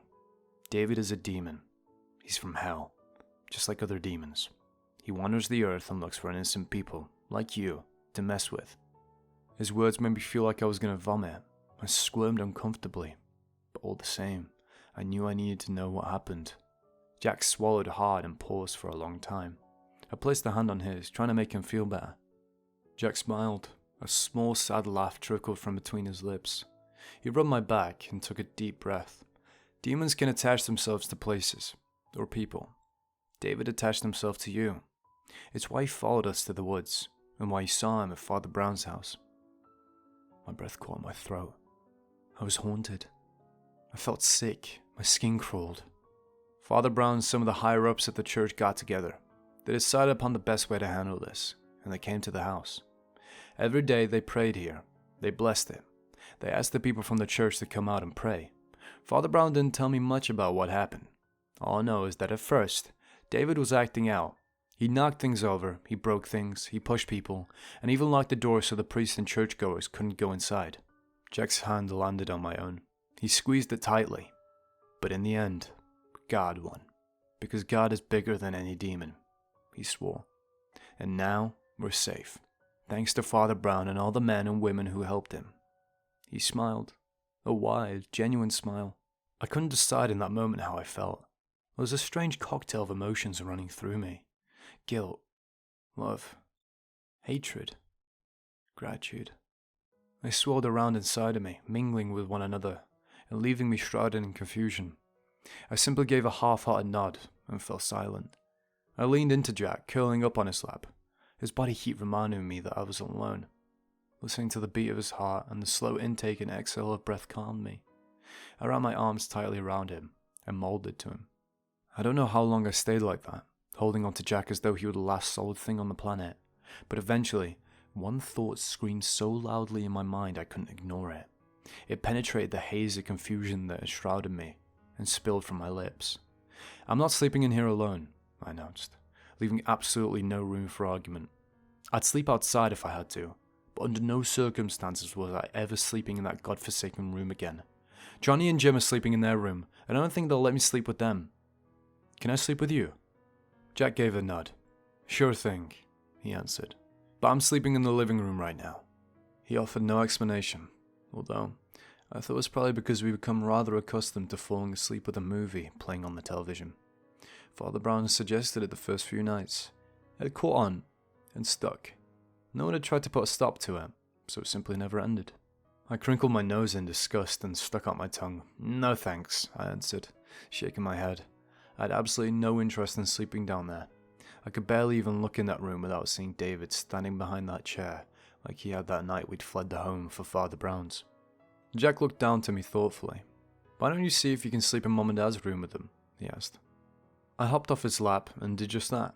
My parents agreed without much thought, before asking me if I was done putting my things away. I proudly announced that I was, leaving out the fact that Jack had actually done everything. My pride was instantly dashed when I was immediately put to work. My mother and I spent the day trying to scrub down and repair what we could. The boys got to work repairing the flooring and repainting the entire house. For the first 2 weeks, I refused to enter any room by myself, which made the chores incredibly difficult. I'd be scrubbing the counters or doing dishes while my mother would announce that she had to go to the bathroom and would be right back. I wasn't having any of that. I'd pick Joey up and stand just outside the door, while my mom did whatever it was she needed to do. Other aspects of my life changed just as drastically. Whereas the bridge had once been my favourite place to go, I wouldn't go near it at all. I went as far as absolutely insisting that if we were driving somewhere, we took the long way, going over to the highway and crossing over a different bridge, 7 miles down the road. I panicked when a family member left for too long. I covered all the mirrors in the house with sheets and pillowcases, and had a meltdown any time of them were removed. At night, I insisted upon sleeping in my parents' bed. I would wake my father or mother every time I needed to use the restroom, and demanded that they come with me, and stand just outside the door. This became our reality, and it stuck for a long time. So long, in fact, that at one point my mother wanted to send me to therapy. My father refused, reminding her that I'd likely be regarded as insane if I ever told a mental health professional what had happened in our home. My mother gave up that idea almost instantly. While the first month or two was clunky, and filled with a certain kind of unease that put me on edge, it eventually did get better. Slowly I started to accept that David had indeed left. The realization allowed me to stop following my mother everywhere, and while I wouldn't be on a separate floor from everyone else, I would go into separate rooms from time to time. As the weeks passed and my fears began to melt away, I began to fall in love with our home and our property again. Slowly, I became more adventurous. I began exploring the property on my own, although I still kept my distance from the bridge. At first, I started going just past the barn and back, but eventually, I craved more. I wanted to explore. I wanted to find bugs and snakes. I wanted to count what wildlife I could see. I wanted more from life than being stuck in a home afraid of the rooms that surrounded me. One day, I laced up tall hiking boots, packed 2 bottles of water, and headed out into the vast expansion of the back fields. My father had never planted anything, insisting every year that we'd be fencing in and getting cows. I was always thrilled with the prospect, but somehow it never happened. I found myself incredibly thankful for my father's procrastination. The massively overgrown bush provided a fantastic hiking trail. As I got further and further away from my home, and what fear I had of David shed itself entirely, I began to see the beauty in the nature around me. Grassy hills rolled over the horizon. Colourful trees dotted the landscape. A creek sliced through the earth, like a vein, babbling as it rushed over stones. It was like something straight off a painting. I found myself wondering how I'd never noticed how very beautiful our backyard was, or how I'd ever managed to be bored a day in my life. This became my new ritual. Instead of finding ways to get to the bridge, I'd hike out into the field until my home was just a small dot, and then I'd hike back. It seemed like every time I did, I found a new bug that I'd never seen before. I began making friends with the arachnids again. For the first time in months, I felt normal. With the realization that we were free and safe came the start of school. Until then, my father was still bringing home our work and turning it into the office on Monday. My grades soared. I made friends for the first time in my life. Life couldn't have possibly been better. We had nearly 4 solid months of pure bliss. We'd managed to repair everything in the home. From the peeling paint to the wilted garden, to the flooring and doors, everything was back the way it should have been. Johnny and I were even on decent speaking terms, something that hadn't happened since I'd first started talking to David. In fact, the only sign that anything had ever been wrong at all was the simple fact that I refused to sleep in my own bed. I still curled up directly in between my mother and father. The school weeks came and went. Johnny, Jim and I were doing exceptionally well, and so, one Friday night, Jack gathered us together and told us he'd take us to a movie as a reward. I was so excited. We hadn't decided which one yet, but I didn't really care. I would have sat through just about anything to get my hands on a bag of popcorn and a cherry icy. It was well past midnight, and I was still tossing and turning, trying to force myself to sleep, but I couldn't lay still with all the excitement. I turned over for the millionth time when the baby monitor buzzed with a sudden burst of static. My body went rigid. I wanted to reach out and shake my dad awake, but I was filled with a sudden dread that made me believe that if I moved, something terrible would happen. So I stayed as still as I could, taking small breaths, trying to make myself invisible. I waited for another noise for what seemed like hours. I nearly managed to convince myself that the old monitor had just glitched, when a hoarse, menacing voice began to half sing, half talk into the radio. Hush, little baby. It sang in a low growl. Its words were slow and mildly distorted. Don't say a word. My father was up and out of bed before I had time to scream. My mother shrieked something about a baby and leapt out of bed, tearing down the hallway out of sight. No, no, no! My father shouted over the pounding of his fists against the door. There's no fucking locks on the door! How is it locked? My stomach dropped. I couldn't catch my breath. It was happening again! It was happening again! A wheezing breath rattled from the monitor. Mama's gonna buy you The voice cut out as heavy fists pounded against the door again. a mockingbird. It groaned and wheezed, sounding like death incarnate. Joey began to whine, a small pathetic sort of sound that rippled through the silence of the bedroom and tore at my heart. I felt useless. Why was I just laying here while David terrorized my brother? Because I was a chicken. The whining began to build to small fussing. A slow hiss, not unlike that of a snake, echoed through the monitor.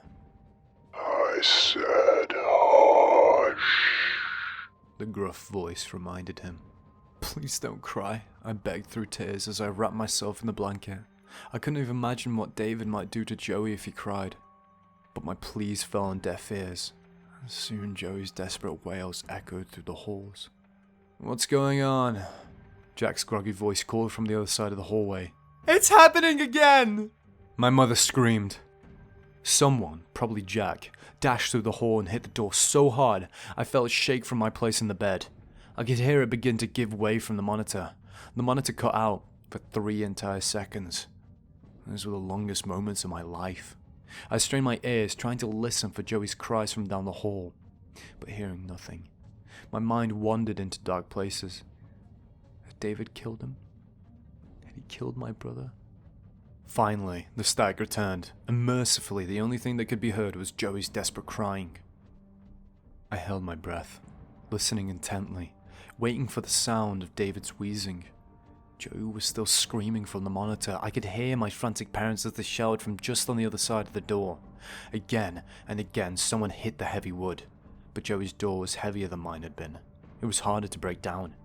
I had my doubts that they'd reach him in time. I prayed that he wasn't being hurt. Fuck! This isn't gonna work! Jack shouted. I could hear the panic in his voice. Tears streamed down my cheeks. I was so sure in that moment that Joey was gonna die. I was so sure that nothing in the world could be worse or more frightening. I was wrong. Creak. Thump! Creak. Thump! The sound went on and on. It was close. So close that I was sure it was coming from inside the bedroom. My hands and feet tingled, my body went cold. A deep ache began in my stomach. I could feel the thuds vibrate through the wall that the bed was pushed up against. My heart caught my throat. I tried to convince myself that the noise was coming from the monitor, but I knew that was bullshit. It was distinct, very different from the frantic thuddings of fists against the door to my little brother's room. Separate from the desperate screams of my parents as they tried to rescue their youngest child from the clutches of the demon. They were systematic, almost as if timed. There was something about the calm, languid way they happened that was absolutely maddening. It took me a solid minute to work up the courage to peek out from under the blankets. Even as I did it, I moved as slowly as I could, so as to not draw attention to myself. My breath hitched. I tried to scream, or gasp, but my lungs were deflated. They pleaded for oxygen that I couldn't give them. A cold sweat began to bead along my brow. Ice ran through my veins. I could have sworn my heart stopped. Sitting upon my mother's rocker, hands folded neatly in his lap, was David. He swung his feet sweetly, just inches above the wooden floor. The chair creaked as it rocked and thumped against the wall, time and time again. Had his eyes not been missing, he might have actually looked sweet. sitting there upon a too big chair. His attention snapped to me, empty sockets locked onto my form, his brows pulled down into a scowl, his lips turned down into a deep frown, his tongue darted out of his lips, forked like that of a snake. I nearly vomited. "Bye, oh baby bunkin." The words leaked from him like a sickness, sounding sinister and dangerous. "David's going hunting," he hissed, the tongue, long, flat and forked, snaked from between his lips. David slid off the chair. He moved like a liquid, as though he had muscles and bones in place that I did not. He dropped to his knees and began to crawl toward me. There was something about seeing him on the ground, eyeless, but staring through my soul all the same, forked tongue darting from between his lips. It left me breathless. I was entirely unable to speak or even scream. Never had I been more frightened. Not when the house had been flooded, or when he trapped me in my room. Not when he'd hung our cats from the tree. Something about how he moved reduced me to nothing more than a sobbing mess. I pleaded with God to make him go away. I silently begged for him to stop the monster that had made it his life's work to fuck with me. But it was no use. David crawled across the floor until he was so close to the edge of the bed that I could hear his breathing and smell the putrid scent that rolled off him. A gnarled, ashen hand gripped the side of the bed. He pulled himself up. I was just inches away from him, staring into empty sockets, framed by skin that looked too aged to be his. I couldn't think. I couldn't move. I couldn't scream. Bang! An ear-splitting noise reverberated from the monitor. It was all I needed to break whatever hold David had on me. I scrambled away, intending to leap off the bed and run to my parents. "Jack! Dad! Mum!" I screamed, hoping one of them would hear me. I got to the edge of the bed and came to a screeching halt. My hands shot as if I could ward away the beast that wriggled below me. On the floor, dozens of snakes slithered along. One rose up. I recognized it only by the hood around its head. Cobra. We didn't have cobras where we lived. For the life of me, I couldn't figure out how they'd all gotten into the room. From behind me, David laughed.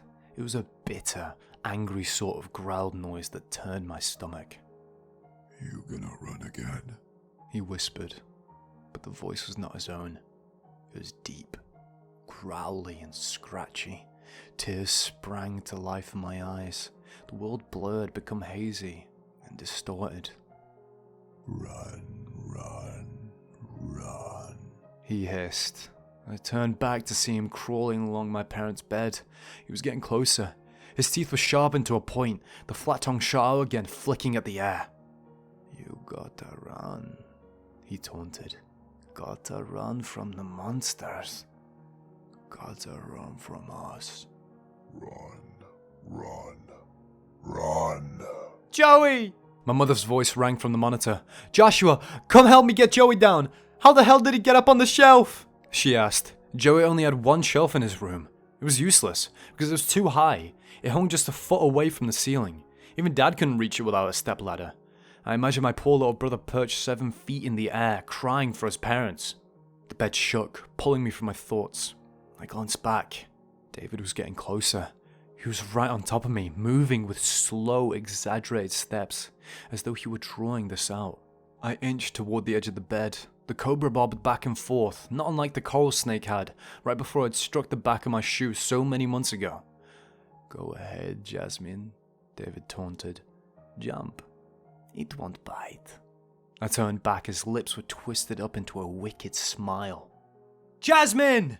Jack shouted from the hallway. He balked at the doorway, his eyes wide as he gaped at the beasts on the ground and the monster beside me.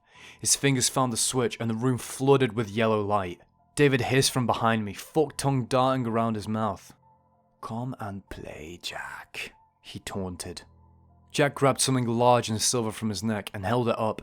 It wasn't until it gleamed against the light that I could make out its shape. It was a large cross. He must have been sleeping with it around his neck. "And Jesus healed many who were ill with various diseases." Jack shouted the words with conviction, holding the cross up to point it at David. David's nose crinkled in absolute disgust. He cringed with every word. His hands went to his ears. He began to thrash upon the bed. His legs flailed, causing blankets to bunch up around them. "Shut up!" he screamed, but Jack pressed on. and cast out many demons, and he was not permitting the demons to speak, because they knew who he was. The snakes below me began to smoke and sizzle. They writhed in pain, twisting and contorting. I saw my chance and I took it. I pulled myself to my feet and darted across the bed. As my feet hit the edge of the bed, I catapulted off. At first, I was certain I wasn't going to get clear of the snakes, but by some miracle, I landed hard upon the ground with a massive thud right beside Jack. David let out a roar and leapt to his feet. His features were twisted with unimaginable hate. His hands curled into fists at his side. He screamed. It rattled the walls and sent a chill down my spine. I never heard anything so terrible in all my life. I clung to my brother, who continued to shout holy words. David's body tensed. He crouched down as though to jump toward us. Jack's hand pushed me behind him, shielding me with his body as he continued to shout Bible verses at the demon. David jumped, propelling himself forward, and with a massive thump, he hit the wall. At first, I thought he'd missed. I thought that perhaps the words Jack was reciting had fucked his focus up so badly that he'd actually missed. I knew how wrong I was when he scurried over the wall, crawling along it like a spider might. My eyes widened. Jack clutched the cross to himself and grabbed me. We ran. David took chase. Just behind us, I could hear him running on all fours along the wall. He hissed and seethed and cursed Jack. He threw out threats and promised a fate worse than death. Jack shouted the words louder. Panic filled me as I realized we'd run directly past the staircase and to the end of the hall. David was directly behind us, and I was sure that all he had to do was reach out, and he could pull me away from my brother.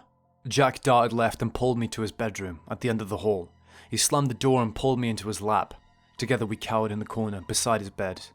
Outside the locked door, we could hear the pitter-patter of David's hands and feet as he scaled the walls, something hitting the door, causing it to shake. David screeched. "Let me in!" he roared. "Let me in! Let me in! I'll kill you! I'll rip you apart! I'll hang you from the fucking tree! I'll eat your fucking hearts!" I didn't know at the time, but Jack had coated his door in holy water. David continued to rage just outside the door. The sound of breaking glass and furniture being tossed around echoed through the hallway. And then it stopped. For a long while, it was silent. The creak of a door opening sliced through the stillness. Bang! The door slammed. Johnny screamed. The Summer I Met David, Part 5, by TheLovelyFreja.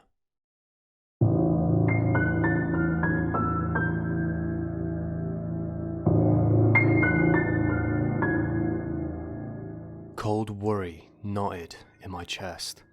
My fingertips drummed on my legs nervously as I looked up to Jack. His eyes were wide. All the colour had leaked out of his face. I recognised fear when I saw it. I felt as though I'd been punched squarely in the gut. If Jack was afraid, then I should be afraid. Another desperate, panicked shriek cut through the air. My mind crawled into dark places. A small voice in the back of my head asked if Johnny's bed was surrounded by snakes. If David's serpent-like tongue flicked at the air just inches away from him. If David was singing fucked-up versions of nursery rhymes to him, just as he had to Joey and I. Jack's hand trembled as they tightened around me. The terror was practically radiating off him.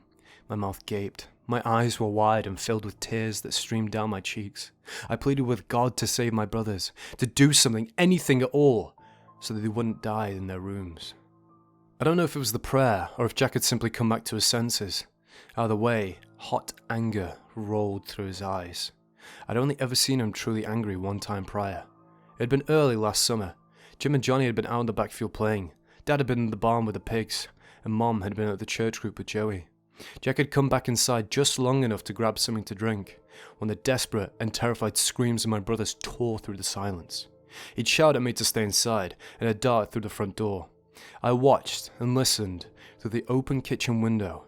Johnny and Jim were screaming about a coyote that foamed at the mouth, wobbled, and chased them. They pointed behind them to the barn, declaring that it was just on the other side. I'd watched as Jack stomped back into the home, anger rolling off him. He pushed open the door and stormed toward the stairs. He'd gone to the gun cabinet and left with a loaded rifle. Less than 10 minutes later, an ear-splitting bang sliced through the summer air. Jack returned, promising the boys that they were safe. Now, that same sort of anger oozed from him, and I knew without a doubt, that Jack would do everything in his power to rid the world of the monster, the same way he had when he put down the coyote. He moved me over and pulled himself to his feet. The sound of my father's footsteps and desperate cries for Johnny to open the door nearly drowned out Jack's command. "I'm going to close the door. Do not open it under any circumstances," he instructed. I nodded in response and watched with ever-growing terror as my older brother, the man who had acted as my savior for these past several months, opened the door. He was stepping out into the unknown, abandoning the safety we'd found in his room. I peeked around him, out into the hallway. The table and the vase that had been sitting upon it had been tossed across the room, shiny green glass glistening atop the dark wood. My father stood before the door, barefoot, both socks soaked in blood as he banged against the door, desperately calling the names of his sons. Jack slammed the door closed. Suddenly, I was very alone. I don't know what happened in those moments that Jack was away, only that he never shouted any more Bible verses. The only voices that penetrated the heavy bedroom door were muffled and quiet. I couldn't make any of them out. I couldn't even tell who was speaking. Frustration washed over me, and I thought about crawling closer to the door and pressing an ear against the wood, but I was too frightened to move. The minutes ticked by. Finally, the door creaked open. My heart thrummed in response. I imagined David peeking around the corner, forked tongue flicking at the air. Instead, Jack stood in the hallway. He offered me a small, sad smile. "All clear, Chica," he informed me. I stayed firmly planted in my spot, looking past him to the hallway. The floor was smeared with blood, likely from the unprotected feet of my family members as they navigated the hall. Jack crouched down and opened his arms. "Come on, honey," he coaxed. "It's all okay. No more monsters," he swore. That sentence felt wrong to me. It sent a shiver down my spine. Jack was acknowledging the existence of monsters. And why shouldn't he? Wasn't that exactly what David was? A monster? For the life of me, I couldn't figure out why that word bothered me so much more than the word demon. Looking back now, I suspect it's because my family spent my entire life, up until that point, telling me that there was no such thing as monsters. We were a Christian family, which meant that demons was something I heard a lot about. That concept was easier to grasp. With my stomach still churning, I was quick to pull myself to my feet and run toward him. I practically threw myself at him. Muscular arms wrapped around me and pulled me up onto his shoulders. Slowly and carefully, he began the long trek downstairs. Twice he let out a small hiss of pain, cursed, and stopped to pull out a sharp piece of glass that had buried itself in his soft flesh. Both times I offered to walk, and both times Jack teasingly told me to shut my little mouth. Jack brought me into the living room, where he placed me safely upon the floor. Everyone, save for my father, was already gathered there. My mother held Joey in her arms. He sniffed pathetically, still softly hiccuping. A few stray tears streamed down his cheeks. Johnny was curled into a ball, sitting on the couch, rocking back and forth slowly. His eyes were haunted, and his features were stony. I remember thinking he looked more angry than frightened. Jim was curled into his own ball, but fast asleep on the couch. I nearly laughed. Mom always joked that Jim could sleep through anything. Jack placed me on the chair, his lips touched my forehead, and a massive hand swiped my curly hair back away from my face. "Listen, honey, I have to help Dad with some stuff. I'll be right back, okay?" he asked. I simply gave a nod and leaned back into the chair. "That's my brave little soldier. I'll put a movie on for you. You won't even notice that I'm gone." That was a lie. Jack was one of the very few people in the world that made me feel safe. He was the only one I could count on being there. Mom and Dad were so worried about Joey, Jim, and Johnny, they didn't have very much time for me. Looking back, I can't help but wonder if they resented me for bringing David to the home. I have to wonder if they secretly hoped that David would just take me and leave the rest of their family alone to heal. "Mommy and the boys are right here if you need anything. Call me if you need me." I nodded one more time. Pleas for him to stay danced on the tip of my tongue, but I bit them back, reasoning that if Jack said he'd be back, then he would. So I sat quietly in the chair as Jack put a movie in, started it up, and handed the remote off to me. "I'll be right back," he swore again. I watched the commercials instead of fast-forwarding through them. Eventually, Oliver and Company began to quietly play. I allowed the music and voices to fill the silence without ever actually paying any attention to it. My mind and my eyes were on Jack and my father. I was nervous that David might come back and tear them away from me. I listened, keeping a close watch on where they were. I had developed a plan. If either one of them screamed, I would grab the flask of holy water perched upon the counter in the kitchen and I'd douse them in it, just like Brett had done with me when David had tried to steal me away. No screams came. In fact, I could hear the muffled sound of the two of them talking quietly in the kitchen. It eased my mind a little and allowed for me to relax. I waited patiently for Jack to return, watching he and my father every time they came to the room to hang something up or douse a wall with holy water. The two of them built a veritable fort of holy items in order to keep us safe from David. The movie was nearing the end when Jack and Dad were nearly finished. Jack wandered into the room, a wide smile that never reached his eyes spread along his cracked lips. He looked old, older than he had the night before. He looked sad. I hated David for what he'd done to my brother. Jack lifted me up and sat down upon the chair, setting me down on his lap. I leaned against him, resting my head on his chest and wrapping my arms around him. My father sat down on the floor and leaned against the couch in front of where Jim lay sleeping. Together, we sat in silence, allowing the movie to play out without ever really watching it. When the movie ended, I hopped off Jack's lap and grabbed two more. I showed them to him, and he picked his favorite of them. We continued this cycle 4 times, before strangled rays of light touched the horizon. The sun peeked over the hills and splashed the sky with brilliant colours. It greeted the world through bare trees, casting elongated shadows. They looked like long, withered fingers that blindly groped at the world around them. I might have thought it was beautiful, had my mind not been on David. My father stood, having never gotten to sleep again, just like the rest of us, save for Joey and Jim. He used the kitchen phone to make a call. I figured out, halfway through, that he was talking to Father Brown. I gathered that the father would be visiting us sometime that afternoon. I couldn't deny that I found relief in that thought. The morning was somber. No one talked. We ate in silence. We began chores in silence. In fact, the only thing to break the quiet was a deep, rattling sort of cough that plagued Jim. He insisted he was okay, just feeling under the weather. But true to form, my worrywart of a mother cornered him, armed with a thermometer. Mild concern turned to deep worry as she watched the numbers on the thermometer go up, and up, and up. When it finally beeped, it was up over 104 degrees. My mother immediately announced that she and Joey would be taking Jim to the doctor. Because my mom was gone and everyone else had to do chores, I was stuck going out to the barn. My dad firmly believed in the buddy system when David was around. Fortunately for me, Jack was with Dad, which left me with Johnny. We were tasked with feeding the pigs, which meant endless trips of buckets filled with feed. Jack had mixed the bunch up for us in the large black container and handed us scoopers in a bucket each. My body was already sore and achy from lack of sleep. My mind was cloudy, both with the events of last night and with tiredness. I'd been so frightened earlier in the day that I couldn't sleep. Now, all I wanted was to curl up on the couch where Jim had been sleeping and rest. But that wasn't an option. So I filled my bucket with the yellow and brown feed and began the long trek to the last pan. I struggled. My whole body tipped to the side as I half carried, half dragged the bucket beside me. Sweat beaded along my brow. I grunted with each heft. I tried to assure myself that I could do this, but the bucket weighed half as much as I did. My arms, weak and thin, weren't up to the task. They shook and wobbled with every step I took. Twice I had to stop and catch my breath. I was 3/4 of the way there when I heard Johnny's footfalls quicken behind me. He was rapidly gaining on me. He never slowed until he was directly to my right, walking in tandem with me. I looked over to him, curious.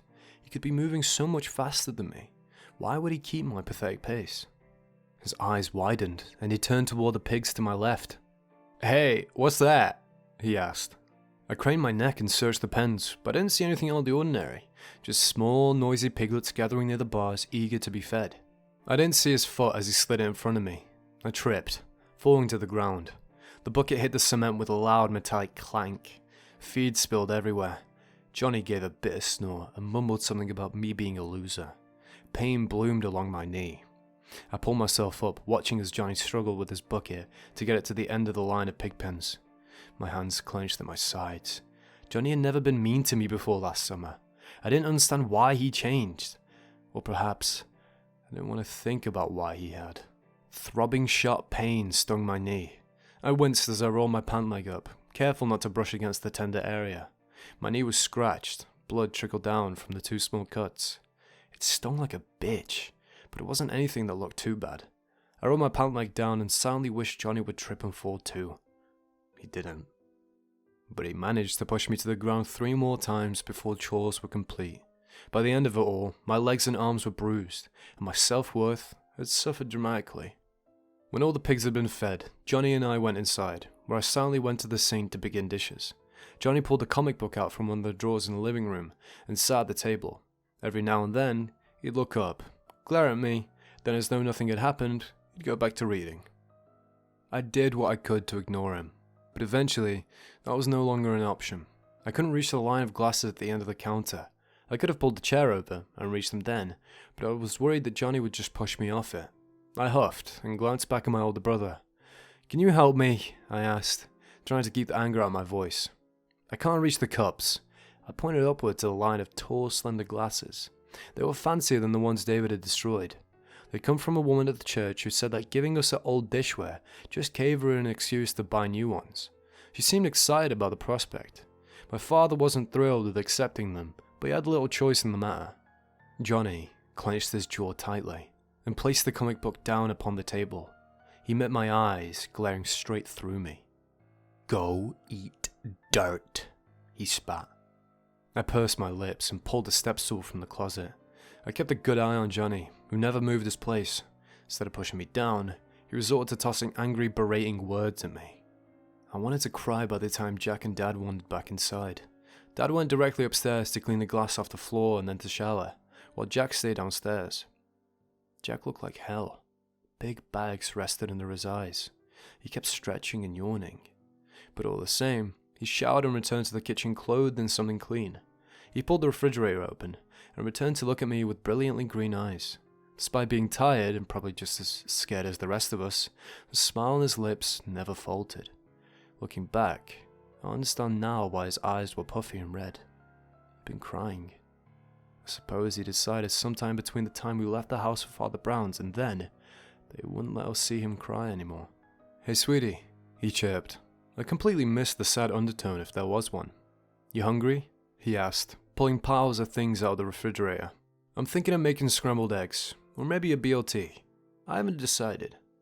Either one of those sound good?" I shook my head, not trusting my voice to stay level if I answered him. Despite my best efforts at acting normal, Jack saw straight through it. "What's wrong, Jazzy?"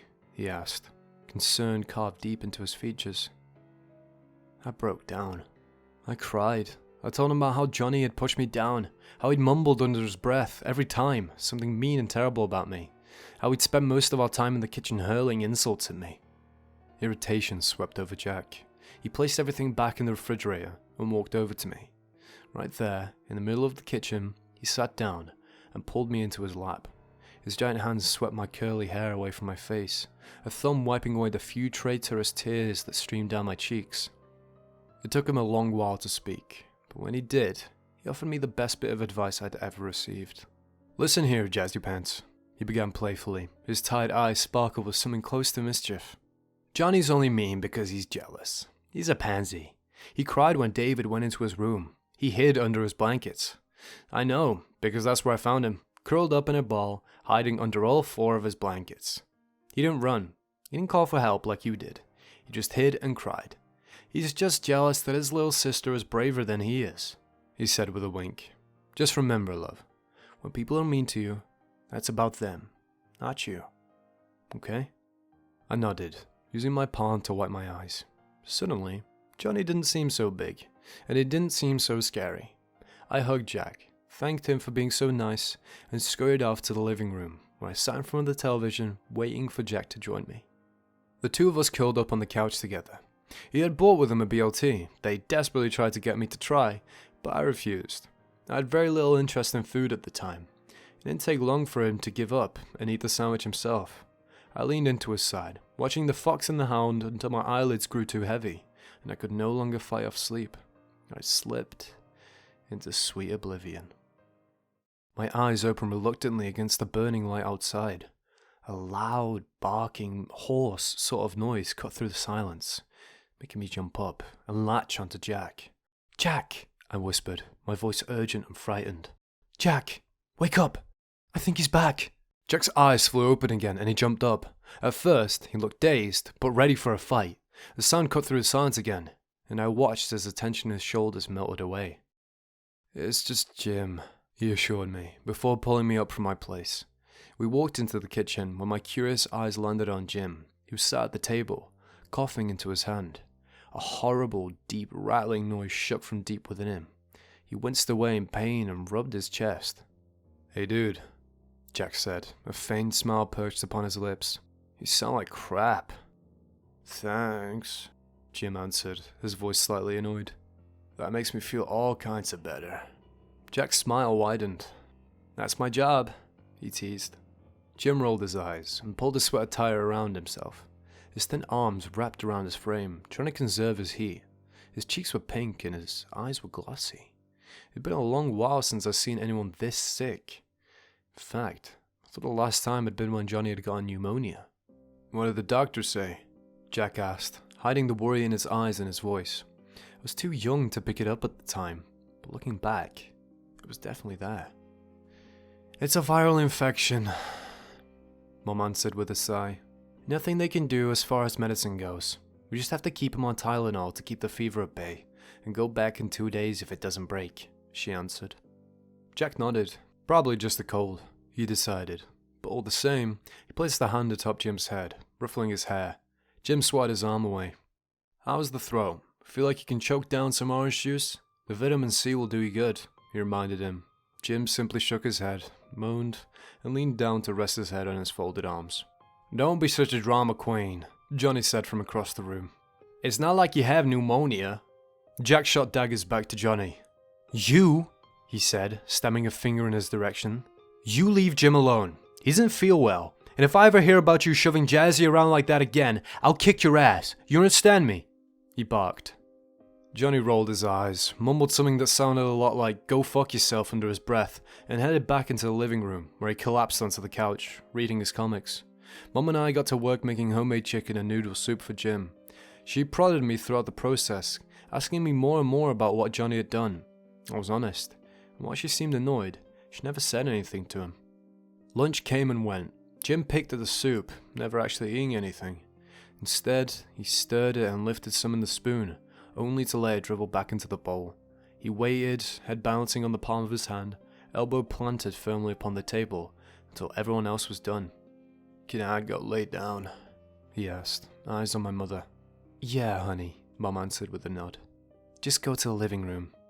Irritation swept over his features. Anger flashed through his eyes for a split second, before he wiped it away, replacing it with a pained expression. "My bed's a lot more comfortable. Can I sleep up there instead?" he asked.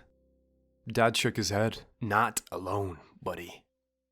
I watched as his hands curled into fists, his teeth gritted and his nostrils flared. "Then can someone come with me?" he pressed on, voice far less friendly. "Please? I'm so tired and I'm achy all over. I just want to sleep. The couch is so uncomfortable. There's no way I'll get sleep in there." Johnny leapt up from his seat, his comic books clutched in his hand. "I'll go," he said, glancing back to Mom and Dad. We all knew he just wanted to lounge around and read, but no one felt like arguing. Jim was a grump when he was sick, and Johnny had been a pain in the neck all day. My parents agreed, and if I was being honest, I was glad to be rid of the both of them. Mom and I spent the next few hours working on chores around the house. Mom functioned best if she could rely on a routine of some sort. Jack had once explained this to me. And so, I did what I could to keep her happy by going along with it. Even if I did think it was stupid that we were scrubbing baseboards, despite the fact that David had sprung up out of nowhere last night. The day bled on. Father Brown came to the house. He placed holy items in every room of the home, save for Johnny and Jim's. He gave the item to my father to place in there after he woke up. He walked around the house, sprinkling holy water on the ground as he chanted in some language I didn't understand. He had us gather and hold hands. Together, we said several prayers. Finally, we were done, and Father Brown said, with a certain level of confidence, that if David were around, he would have reacted. Soon enough, he announced that he had to go. Mom offered him dinner, but he declined, explaining that he had an appointment he had to make. He asked that we contact him if anything more happened, and offered to allow us to stay with him if need be. My parents thanked him, but my father assured him that, at least for now, we would stay where we were. My father was, and still is, a very stubborn man. A man who, as it would seem, would rather put himself in harm's way than accept kindness and charity. The days dragged on, and Jim got worse. He never came out of his room, but Johnny reported that he would lay on the bed, shiver, and moan in pain. My heart ached for him. Jack and I would routinely bring him food and juice, but he never touched any of it. He started howling in the middle of the night, screaming in agony, and writhing against the pain. Mom and Dad would get up and sit beside him. Twice, Mom took him into the ER late at night, but despite his cries of pain and the sweat that poured from him, the doctors said they couldn't find anything wrong with him. According to them, it was just a viral infection. But we didn't believe them. Things got worse and worse. His fever refused to go down for more than a few hours at once. He'd spent entire hours screaming in pain. Nothing seemed to bring him any sort of peace. It was on the third day that the fever had spiked to nearly 105. Despite having no luck with doctors prior, my mother informed us that she'd be taking him back that afternoon. She swore she wouldn't leave this time until they gave him some sort of medication. My father thought that was a good idea. She headed upstairs and we waited, but she didn't come back down. For nearly an hour she stayed up there, my father checking on her occasionally. Jim was absolutely refusing to get out of bed. He was complaining of pain, saying it would hurt to leave his bed. He complained that his skin felt like there were a million needles poking him all at once, and his head felt like it might explode from the pressure. Eventually, Mom grew tired of arguing and pulled the blankets up off him. That's when she screamed. Jack, Dad and I ran up the stairs. I'll never forget the sight of my older brother lying on a sheetless bed atop hundreds of dead bugs. Spiders, centipedes, flies and other small insects lay motionless, in piles all around him. They toppled over as he shifted. His hand smeared piles of them into the mattress as he squirmed. They broke into pieces, crumbling like dust, and leaving streaks of black behind. "What the hell is this?" my mother screamed. "What the hell are these bugs doing in your bed?" The look of horror in my mother's eyes set me on edge. She was the queen of denial, always looking for a way to explain the unexplainable, always grasping at straws when something truly terrible happened. Ever since David had returned, she'd stopped. Jim only growled in response, his lips curled up into a snarl, his back bowed and his head craned in an odd direction. He contorted and twisted. His eyes rolled back in his head. His whole body trembled. He let out a terrible growling sort of scream that shook me to my very core. "Get out!" he cried. The top of his head and his feet touched the bed, but suddenly, the rest of him bowed, lifting off the mattress entirely. "Get out!" My father tore a silver cross from its place on the wall just outside of Jim's bedroom and dashed towards him. With a sizzle and a hiss, he pressed the metal against Jim's skin. Jim shrieked, thrashing in pain and swinging wildly in the air. His fist hit my father, sending him staggering across the room. Suddenly, Jim was up and out of the bed. He dashed across the room and tore past us, running down the hall and taking the stairs 3 at a time. When he reached the bottom, he turned back to stare at us. His eyes were dark, sunken, and hollow. A twisted, terrible smile was plastered upon his lips. "Run, run, run," he hissed from the bottom of the stairs. "Better catch me, catch me, catch me, catch me." With that, he sprinted into the kitchen, where we'd left Joey in his pack and play. A bitter, angry laugh trickled from his lips as Jack and my father raced down the hall. Above the stomping of their feet against the stairs as they chased after Jim, I heard the wail of my brother and a half-growled shout. "Hush, little baby!" "Jim! You put him down!" Jack roared as he turned the corner. "Don't you dare hurt him! You put him down!" I'd never heard my brother so angry. Tears streamed down my face, and I looked around, desperate for someone to turn to for comfort. There was no one. I was alone.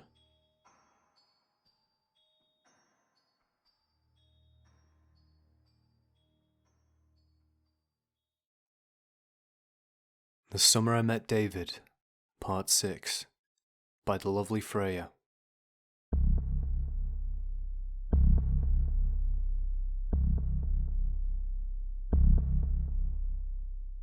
I didn't remember seeing my mother go downstairs, but I realized now that she must have. I didn't know where Johnny had gone, but he wasn't in his bed. I was at the top of the stairs, sobbing uncontrollably as I listened to my family scream at Jim, pleading with him to put his youngest brother down. Joey wailed, sobbing desperately. He screamed for my mother, and Jim screamed back at him to shut up, which only made Joey's wailing worse. I pressed myself against the wall, unable to catch my breath. My hands shook at my sides. My shoulders shook with heavy sobs. I slid down the wall, trying to make myself as small as possible. I covered my ears and pulled my legs up. Slowly, I rocked back and forth, trying not to think of what Jim might do to my little brother. I didn't understand what possession was at the time. I didn't understand that David was controlling Jim's every move. I didn't understand that my brother was no longer my brother. As far as I was concerned, Jim had become a monster. Crash! Joey shrieked. His desperate cries filled the house for 3 terrible, uninterrupted seconds. And then, silence. My heart dropped. I was sure he died. Drop the knife! My father roared. The house shook with another loud thump. I could hear something, perhaps boots, knocking against the floor time and time again. And then, another scream, this one deeper, filled with a sort of rage that was palpable, even from upstairs. I yipped and pulled myself into a tiny ball. My heart thrummed. My mind raced. Tears streamed down my cheeks and I prayed. I begged God to stop Jim before he killed anyone else. I begged him not to let my family be torn apart any more than it had already been. Bang! The walls shook and the windows rattled. Joey shrieked. Relief, the likes of which I'd never known, flooded me. My little brother was alive. Injured possibly, but alive all the same. Son of a bitch! Jack shouted. He fucking stabbed me! Crash! The familiar sound of glass shattering and hitting the ground sliced through the silence. Thump! There was a series of loud yells and bangs. It sounded as though someone was throwing furniture around downstairs. It sounded like it had the night David had been unable to get into Jack's room. Let me go! Let me go! Jim shouted, though his voice wasn't his own. It was scratchy and growled and sounded more like David than Jim. Get off me! I'll kill you! I'll gut that little brat! I'll string you all up from the trees! I'll decorate this house with your fucking blood! I'll make you beg me for death! Don't kill him, Josh! Don't kill him! My mom shouted. Bang! We aren't gonna kill him! Jack growled. I never heard him so angry. I'd never thought my brother could sound like a monster. Take Joey and get the hell out of here! Where's Johnny and Jasmine? My mother yelped, her voice nearly entirely drowned out by the growling screams and the loud bangs. Do I look like I fucking know? My father barked. Get the fuck out of here! Find the Ah! Jack cried out in pain. It was the sort of noise that nightmares were made of. Son of a bitch! The sound of flesh pounding against flesh filled the air. Don't hurt him! My mother shouted. Fuck off! Jim screamed. Get off me! Get off me! Rapid footfalls exploded, getting closer and closer. I curled tighter into my ball and sank into the corner. I imagined David scaling the walls, coming for me at full speed. Jasmine! My mother screamed. Johnny! It took everything in me to peel my eyes open and search for my mother. I found her desperately running toward the stairs. I'm here! I tried to shout, but the words died as soon as they left me. I sucked in a deep breath and uncurled from myself. I'm here! I said louder. I'm here! Relief washed over her features when she spotted me. I kept my eyes locked on my mother as she rushed up the stairs. Joey clung to her, looking shaken up, but unharmed. My spine tingled in anticipation and anxiety. I was waiting for Jim or David to jump out of nowhere and snatch her away. It never happened. She came to a stop safely at my side. I hadn't noticed until the very moment that I was shaking and sobbing almost uncontrollably. Where's Johnny? She demanded. I shook my head. My body and my mind were numb. I opened my mouth to answer, but no noise came out. I tried again with the same result. It wasn't until the third attempt that I managed a small choked, I don't know. I'm right here. Johnny's voice rang out from the bedroom behind me. I jumped and let out a shriek of horror. With images of empty eyes and pointed teeth dancing in my mind, I spun around, eyes urgently searching for the source of the noise, only to find a shaking, crying Johnny retreat from the closet. Mom immediately spun around, heading toward the stairs. She waved for us to follow her. "Let's go! Let's go! We're going out to the car! Let's go!" she shouted rapidly, giving us no time to think at all before she barked her next identical command. My mind was running slow, and as a result, it got stuck on one detail. "Why are we going to the car?" I demanded. "What about Jack and Dad?" There are very few things I considered certainties. Most of the ones I clung to had been ripped out from under me when David had arrived. But among the very few left was the knowledge that under no circumstances would Jack or Dad ever leave us anywhere. Ever. "Don't argue with me," my mother snapped. "Get your ass up. Let's go." Bang! "No! Hold him down!" my dad shouted. No! The knife! Don't let him get the knife!" A metallic clank hit the ground, and both Jack and Jim shouted. The downstairs was flooded with loud, growled sort of noises. "Hold him still! Hold him still!" my father shouted. "I'm trying!" Jack snapped. I stayed in my place, shaking, tears streaming down my face. My mother stomped toward me, her eyes filled with sudden fiery ire. She grabbed my arm and wrenched me upright. I cried out. Hot pain bloomed along my shoulder. "Shut up!" my mother screamed, her face just inches from my own. "Shut the hell up and get downstairs!" I didn't argue. The sound of feet stomping against the floor and the banging clatter of a chair falling to the ground sliced through the air. Jim wailed, his voice deep and angry. I walked slowly, following my mother, but dreading going anywhere near my brother. I didn't want to see him. I didn't want to see what had happened to him. But there were only small, muffled words coming from my father and Jack. I felt like I was walking to death row, as my foot hit every wooden step individually, getting me closer and closer to the source of the noise. Dread bubbled up inside of me. My feet hit the last step too soon. I found myself following my mother and Johnny through the living room and past the kitchen. I managed to keep my eyes away from the kitchen entirely for nearly 5 whole seconds before curiosity got the better of me. Johnny and Dad looked exhausted. Their clothing was ripped in places and stretched, giving an all-over sort of disheveled look. Their hair stuck out in every direction.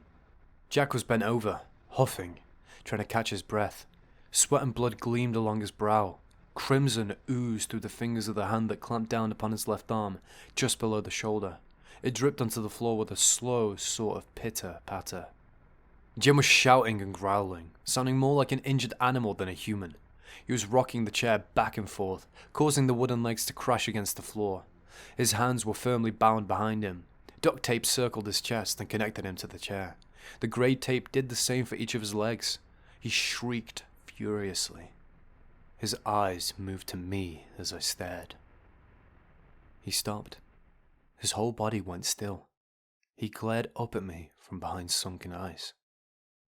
A sinister laugh trickled from between his lips. Dad stood up and crossed the room to stop at Jack's side. "Let's see." His words drew me away from my thoughts, allowing me to pull my eyes away from Jim. I watched, with worry etched into my brow. Jack winced as he pulled his shirt up over his torso. His arm retreated from the sleeve. A large gash stared back at the world, perched just below his shoulder. Blood trickled down his bronze skin, leaving streaks of crimson behind. My dad turned the arm this way and that to get a better look. His brows were furrowed, his lips pressed together into a thin line. It was the look he got when he was deep in thought. "You need stitches," he decided, looking back to my mother. "Take Jack to the hospital." "Not a chance in hell," Jack answered. He pulled away from my father's grasp stubbornly. "I'm not about to leave you and the kids here alone with him. I'll be fine.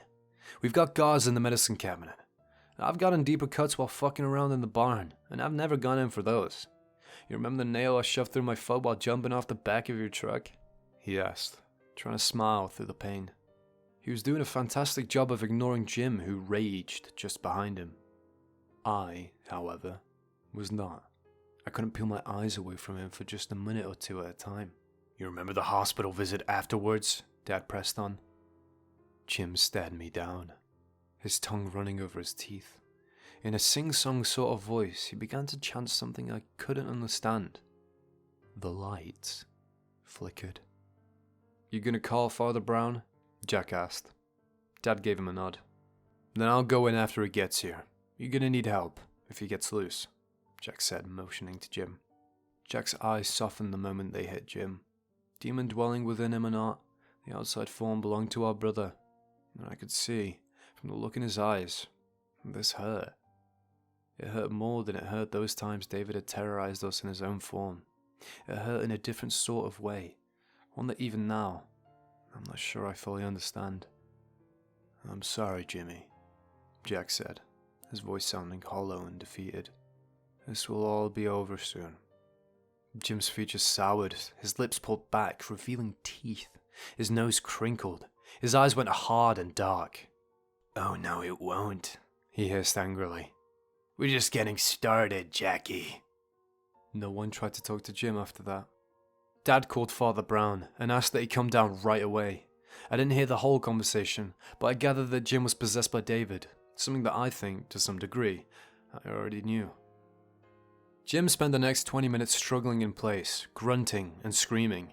He made low, angry noises that sounded more animalistic than human. He fought against the ropes.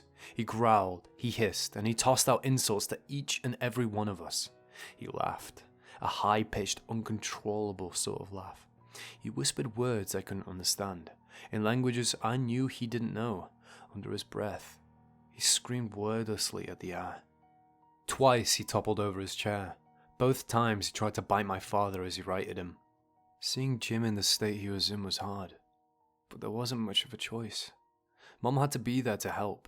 She was the only one of us that had any medical training at all. She'd worked briefly in a hospital as a nursing assistant. If Mom was inside to help with medical stuff, and Jack and Dad were inside to restrain Jim in case he got loose, then what choice did we have? We were stuck. So we stayed in the kitchen. We cried. We watched our older brother as he struggled with the demon that wreaked havoc on his body. My mother tried time and time again to place cold washcloths on his forehead or on his neck. Each time he would buck, would turn suddenly, and try to bite at her fingers. Slowly, the family began to break down. My father was angry. I could see it all over his face. I watched him seethe, likely pissed that there was nothing he could do to end his son's suffering. I watched my mother cry and plead with it to release her baby. I watched as the demon laughed at her pain. At some point, while I sat against the wall, Joey in my lap, trying to ignore the screams and sobs, Johnny had gotten up to stare out the window. His shoulders slumped, his body stood with a sort of tilt to it. His head hung. He looked entirely broken. I couldn't help but feel bad for him. As much of an ass as he'd been earlier to me, I knew on some level I deserved it. I'd brought this hell to us. I deserved his anger, and he deserved an outlet to release it. Perhaps I didn't rationalize it like that at the time, but I remember feeling at peace with the idea that Johnny would likely never forgive me. I was okay with that, because I'd never forgive myself. I stood up, picking Joey up, and wandered over to the window as well, needing a change, wanting not to have to focus on Jim anymore. We watched the familiar silver car slow at the front of our driveway. "Dad, Father Brown is here," Johnny called, his voice upturned. The Sable pulled into the driveway and parked directly beside my father's station wagon. The father and two men I didn't recognize stepped out, stretching and pulling bags out the trunk.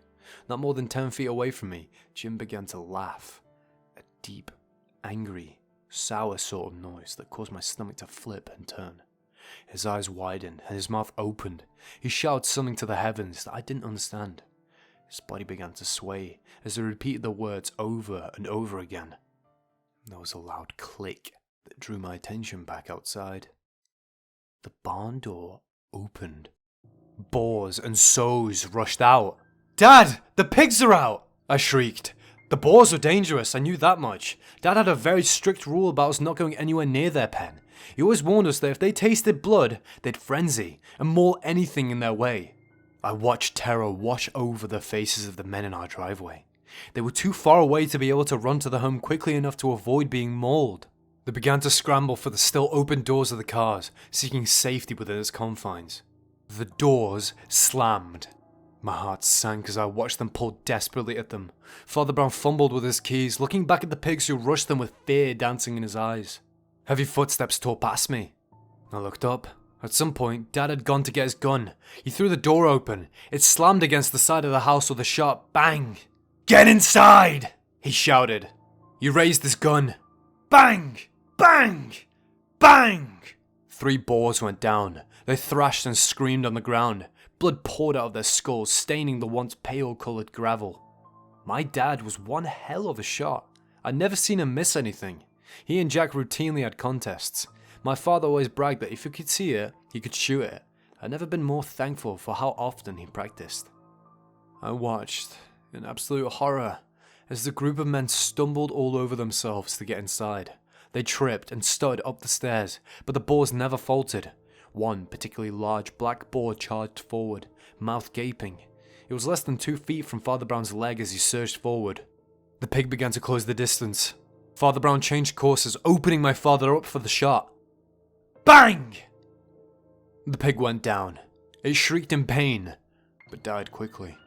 The men climbed up the steps, bursting through the door and spilling into the living room. My father slammed the door. The sound of hooves on the wooden porch echoed through the home. Father Brown panted, anger washing over his features. We nearly died. Why were the pigs out? Jim screamed and rocked back and forth in the chair. Get out! He ordered angrily. His voice was deep, but sounded split, as though there were 2 voices talking in unison, harmonized completely. It made me want to vomit. Father Brown's eyes widened with something akin to fear. His attention snapped to Jim. The colour leaked from his face. Dear God, he whispered, hand on his chest. Father Brown stepped into the kitchen, flanked by his 2 companions. Jim huffed and growled. Spittle flew out of his mouth. His back arched, his nose crinkled, his lips curled. Stay back! He barked. Stay back! His head jerked back and he let out a deafening roar. Get out! Get out! He growled. Get out! Slam! The kitchen door swung wildly, hitting the wall behind it before slamming closed. Over and over again it went on, just as it had the day we'd left for the forest. The kitchen window slid up before slamming back down. Long cracks spidered along them, but still they continued. The glass began to chip and fall away, hitting the ground, but they never slowed. Get out! He shrieked. Get away! Father Brown swallowed hard. With shaking hands, he placed his bag on the table and pulled from it a Bible and an odd metal thing with holes on the top. I don't know what it was at the time, but it was designed to sprinkle holy water. The 2 other men also pulled items from their own bags. The shorter, balding man with thick glasses and a limp brandished a large metal cross and a Bible. The taller, thinner man with wispy brown hair took from his pouch a few small coins, a Bible, and some medical supplies. We are about to begin, Father Brown said solemnly, looking at us. Usually, I wouldn't allow the children to be present, but I'd say here is the safest place for them. Looking back, I now know that he was worried that David would find a way to kill us, just as he tried to kill the father and the others. His eyes returned to Johnny and I. They were hard and cold. When he spoke, he did so in a way that left no room for arguments. Listen carefully, and do exactly as I tell you. You understand? When we begin, it will say and do things that your brother Jim would never do. You must forgive him for what's about to happen. It isn't him we're dealing with tonight. When it speaks, do not speak back. Do not listen to anything it says. Don't even look at it. The father's words shook me to my very core. I gave him nothing more than a weak nod of my head. Hopefully, this will all be over soon. Jim laughed, a low, growling sort of noise. It oozed from his lips and tumbled through the air, broken and jagged. The sickly noise slithered up my spine and made my heart thrum out of control. Suddenly, the air around us felt heavy and too warm. Jim's neck craned around to stare out the window. He hissed a few broken words that made no sense to me. Shit, Johnny breathed as he nudged my side. I spun around and followed my shaking brother's line of sight. There, surrounded by puddles of their own blood, the pigs that my father had shot down began to stir. It was small at first, just a kick of the leg or a twitch of the head, but soon they began to struggle to their feet. They stumbled back and forth, their hooves clip-clopping on the blood-stained gravel. I looked on in horror, watching bits of blood skull, and things far too dark and thick to be blood fall from their heads. To this day, I'm convinced David raised 4 pigs from the dead. My lungs emptied. I vomited as I watched their once lifeless bodies roam the outside. Tears streamed down my face. I would have nightmares about that for years to come. Father Brown turned to me as I whimpered, following my line of sight. "Come away from there," he called. I looked back to see his eyes filled with fear and the colour gone from his cheeks. He looked as though he'd aged 20 years. I don't think he'd ever seen anything like the lurid scene that unfolded outside. I didn't have to be told twice. I shuffled across the floor, keeping my eyes low and away from Jim. I found a place in the corner, as far away from Jim as I could get without actually leaving the room. With Joey on my lap, I sat down, my arms wrapped tightly around him. I hadn't noticed Johnny leave the window, but soon enough, he sat beside me, tears streaming down his cheeks. The 3 of us huddled together and sobbed. Father Brown began to speak. "In the name and authority of the Lord Jesus Christ, we renounce all the power of darkness which may exist in this area or in the life of Jeremy Isaac for any reason.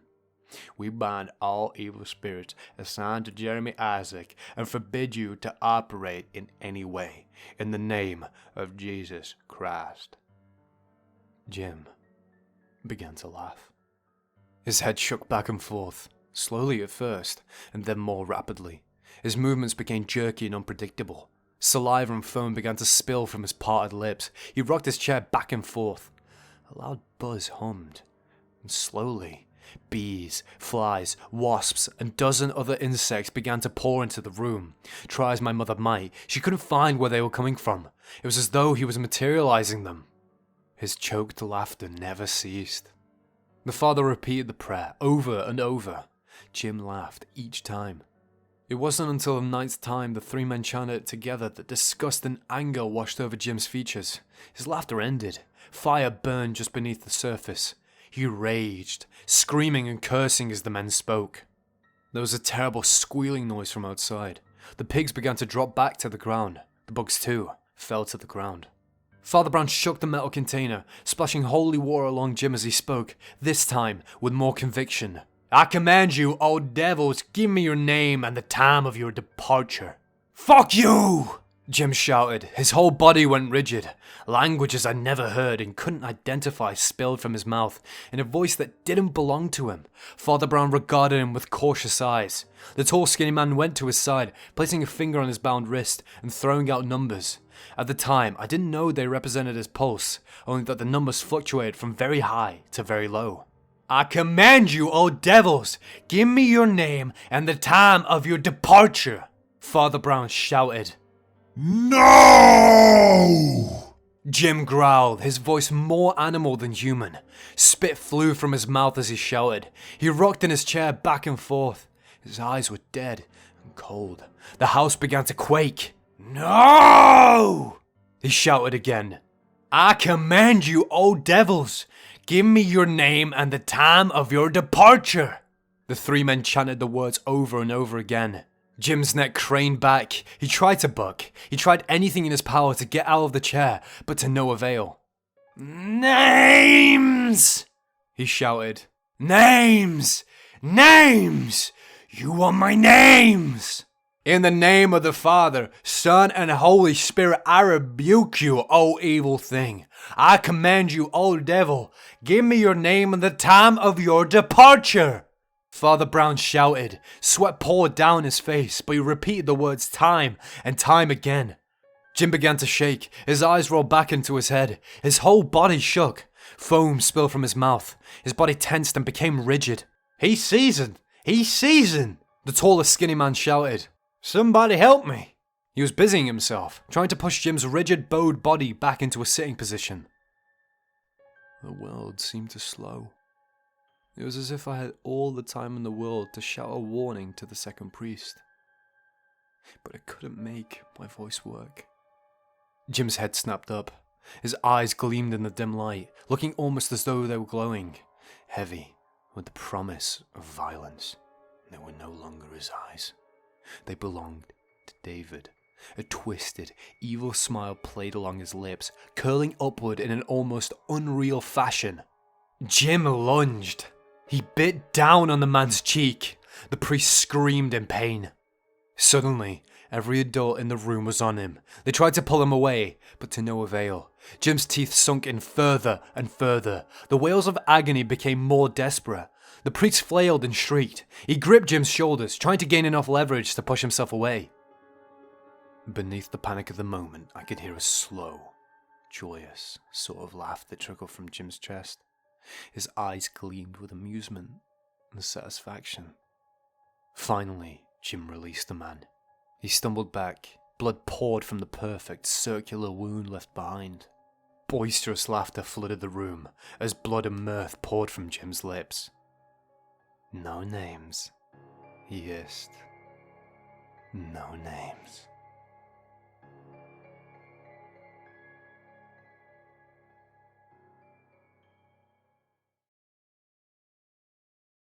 The Summer I Met David, Part 7, Finale, by TheLovelyFreja.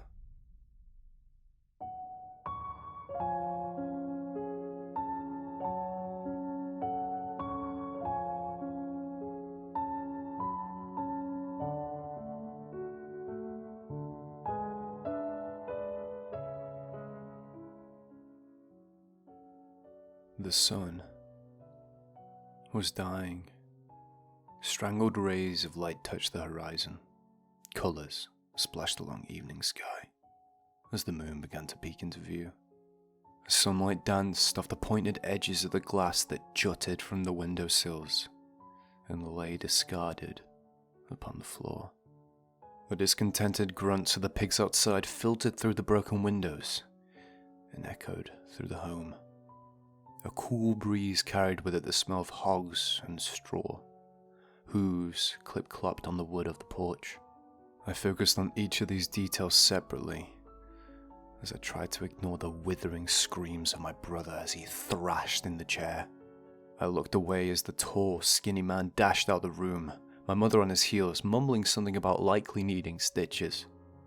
I kept my eyes off Jack as he silently cried. He crouched down, his hands buried in his hair, as he watched his baby brother fight the demon inside him. If I kept my eyes on the window, if I focused on the pigs and the breeze and the dying light, then I didn't have to think about what was happening. Father Brown began to scream something, but I was doing everything in my power to ignore it. My fingers absently trailed through Joey's thin hair as I tried desperately to quell his despondent wails. He squirmed in my grasp, throwing his body this way and that. He kicked the ground and demanded that I let him go. My arms held steadfast, but to this day, I don't know how. As I was jostled from side to side with my brother's struggle, I felt distant, detached, almost as though I weren't there at all, as if every piece of me that wasn't my physical body was somewhere else. I stayed in the wonderfully murky place of peace for as long as I could. It wasn't until the ground beneath me began to quake and the things on the shelves began to fall and shatter upon the ground that I returned, kicking and screaming, to the present. Father Brown was standing over my screaming brother, a cross in his hand as he shouted over my crazed sibling. Jim, who had once been as bronze as Jack, was now ashen and grey. His skin had turned a sickly sort of pasty colour. His lips were blue. His eyes shone with a deep rage that set my teeth on edge. "Give me your name and the time of your departure," the father shouted, one hand firmly grasping Jim's shoulder, the other held across like a weapon in front of his face. Jim threw his head back, and low, choked, ragged laugh trickled from between his parted lips. The father's hand shot out, taking Jim by the chin. He pulled his head back down so Jim was forced to look at him. He shoved the cross into his face. "Look at me!" Father Brown shouted. Jim only laughed. His eyes diverted and landed squarely on me. My stomach dropped. Ice rolled through my veins. Me, Jim repeated, the voice no longer his own. It was deep, sounding almost as though it had been slowed. Father Brown's grip tightened. He wrenched his head back so he had no choice but to look at him. "Your name, devil! Give me your name! It is God who commands you. Give me your name. Jim's smile disappeared, leaving only hostile revulsion in its wake. His nose crinkled, his lip curled, his eyes grew cold. He huffed through gritted teeth, spittle flying out of his mouth and onto the father. I've burned down 12 homes, he warned. The stove burners began to glow. Heat radiated off of them. I'll burn this one to the ground too.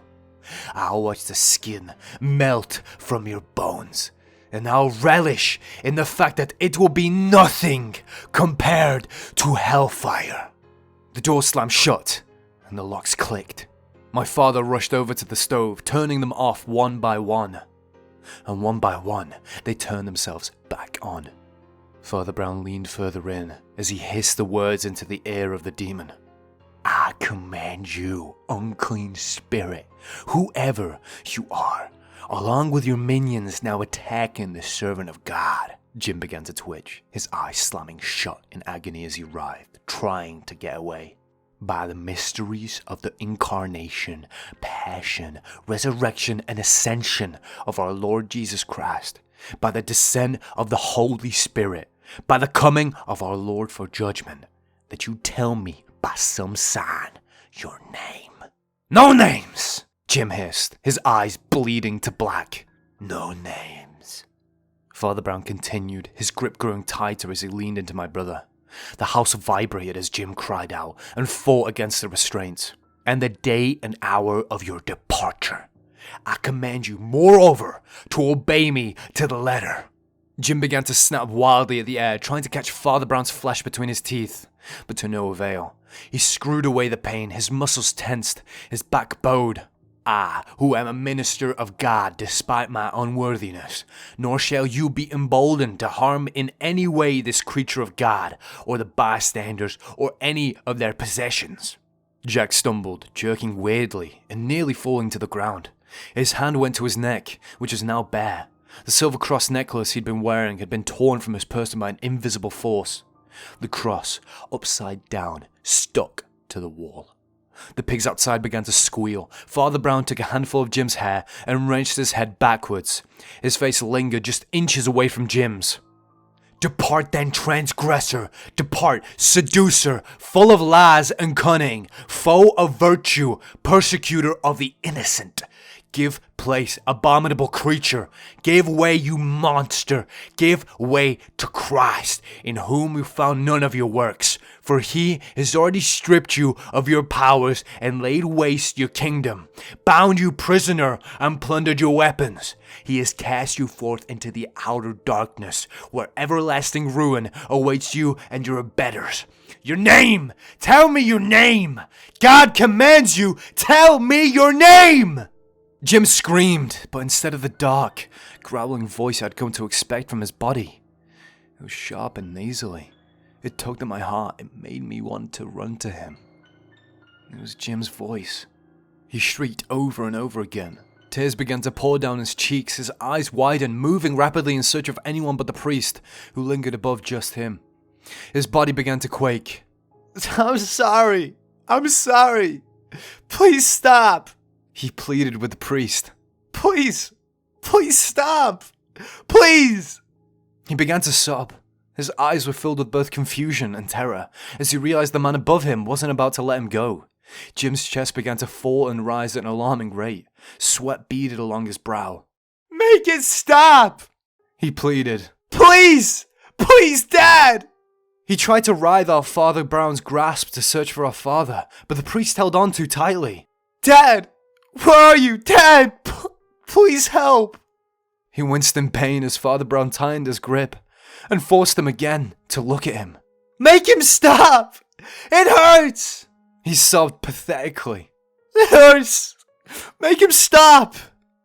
My father had managed to turn all the burners off and was now looking at his son in absolute horror. He rushed to his side as his child pleaded with him to make the pain go away. Father Brown's arm shot out, though his eyes never left my brother. Stay back, he commanded. Stay back! It's not Jim. My father's features crumbled. Confusion and sadness played in his eyes. What do you mean? My father asked, his voice sounding hollow and distant. "He's my son. That's my son you're torturing." Jim's features were caked with terror. His jaw trembled, his body shook. Wide eyes darted from the priest above him to his father. "It's me," he swore. "It's me. I'm Jim. Please, Father. Please let me go." "No," Father Brown shouted, cold eyes staring into the face of the child below him. He motioned to the wall where the cross still hung, upside down. "It isn't." A rage-filled roar stirred within Jim's chest. The pigs outside began to squeal and stomp. "Useless," he growled. "Fucking useless! Failure of a father! Let me go! Let me go!" My father stumbled back, his eyes wide and his hands trembling. He took 3 steps back before bending over and sucking in a deep breath. Jack clasped a hand against his shoulder and bent down to whisper something to him that I couldn't hear. The father pressed his cross against Jim's temple. The beast writhed and screamed. He hurled insults and berated everyone in the room, but Father Brown shouted a prayer above his words nonetheless. At the end of it all, he opened the shiny vial and dumped its contents atop Jim's head. "Your name!" Father Brown shouted. "Give me your name!" Jim threw his head back. His eyes rolled into his head. His body trembled and shook. Foam poured from between his lips. "Heligos!" he shouted, a strangled sort of noise. "Heligos! Heligos! Heligos! Heligos!" "Heligos!" Father Brown seethed, his hands finding Jim's face as he pulled him down and stared into the face of the beast. "I see you, Heligos. God sees you. I command you in the name of the Almighty Father, in the name of His Son and our Savior Jesus Christ, that you depart this servant of God. I command you to leave Jeremy Isaac. I command you to depart. Leave!" he shouted. With all the deafening noise around, I'd hardly noticed Joey's desperate cries as he buried his face into my shoulder. But suddenly, with the last word of the father's prayer, everything went silent. The pigs ceased their cries and their movement. Jim no longer shouted or growled. His body went very still. Back still bowed against the tape that kept him in place. Jim's features went slack. His chin rested against his chest. He was contorted in an odd sort of way that burned holes in my memory. His eyes had rolled back into his head, only the whites were showing. The seconds ticked by, and for a long time, Joey's crying and the hard breathing of the father was the only noise in the room. The necklace fell to the ground with a metallic clank. A deafening shriek tore from Jim's chest. He shook, he thrashed, he contorted. And then he fell, slumping in the chair, entirely motionless. Father Brown bent down, his forehead touching Jim's as he prayed for him. With shaking hands and tears in their eyes, my father and Jack freed Jim. My father carried him, as though he were only a toddler, as we hurried through the front door and waded through a sea of pigs to the car. My mother sat beside Jim the whole ride to the hospital, keeping a close eye on his heart rate and making sure he was still breathing. Jack was given stitches and sent on his way, while Jim was admitted into the hospital and kept for nearly a week. The prolonged fever, combined with the physical strain of the exorcism, had left him weak and ill. Concerns of brain damage were expressed. I'd never been so relieved when all his cognitive and physical tests came back normal. For the next 6 weeks, we stayed with Father Brown. Jim joined us on the second week. Despite him not suffering any long-term physical repercussions from the event, he didn't escape unscathed. It would seem that the psychological damage done was unending. Night terrors became his new reality. They were frequent, nearly every day, sometimes multiple times a day. He began to wet his bed. He refused to be alone, even for just a moment or two.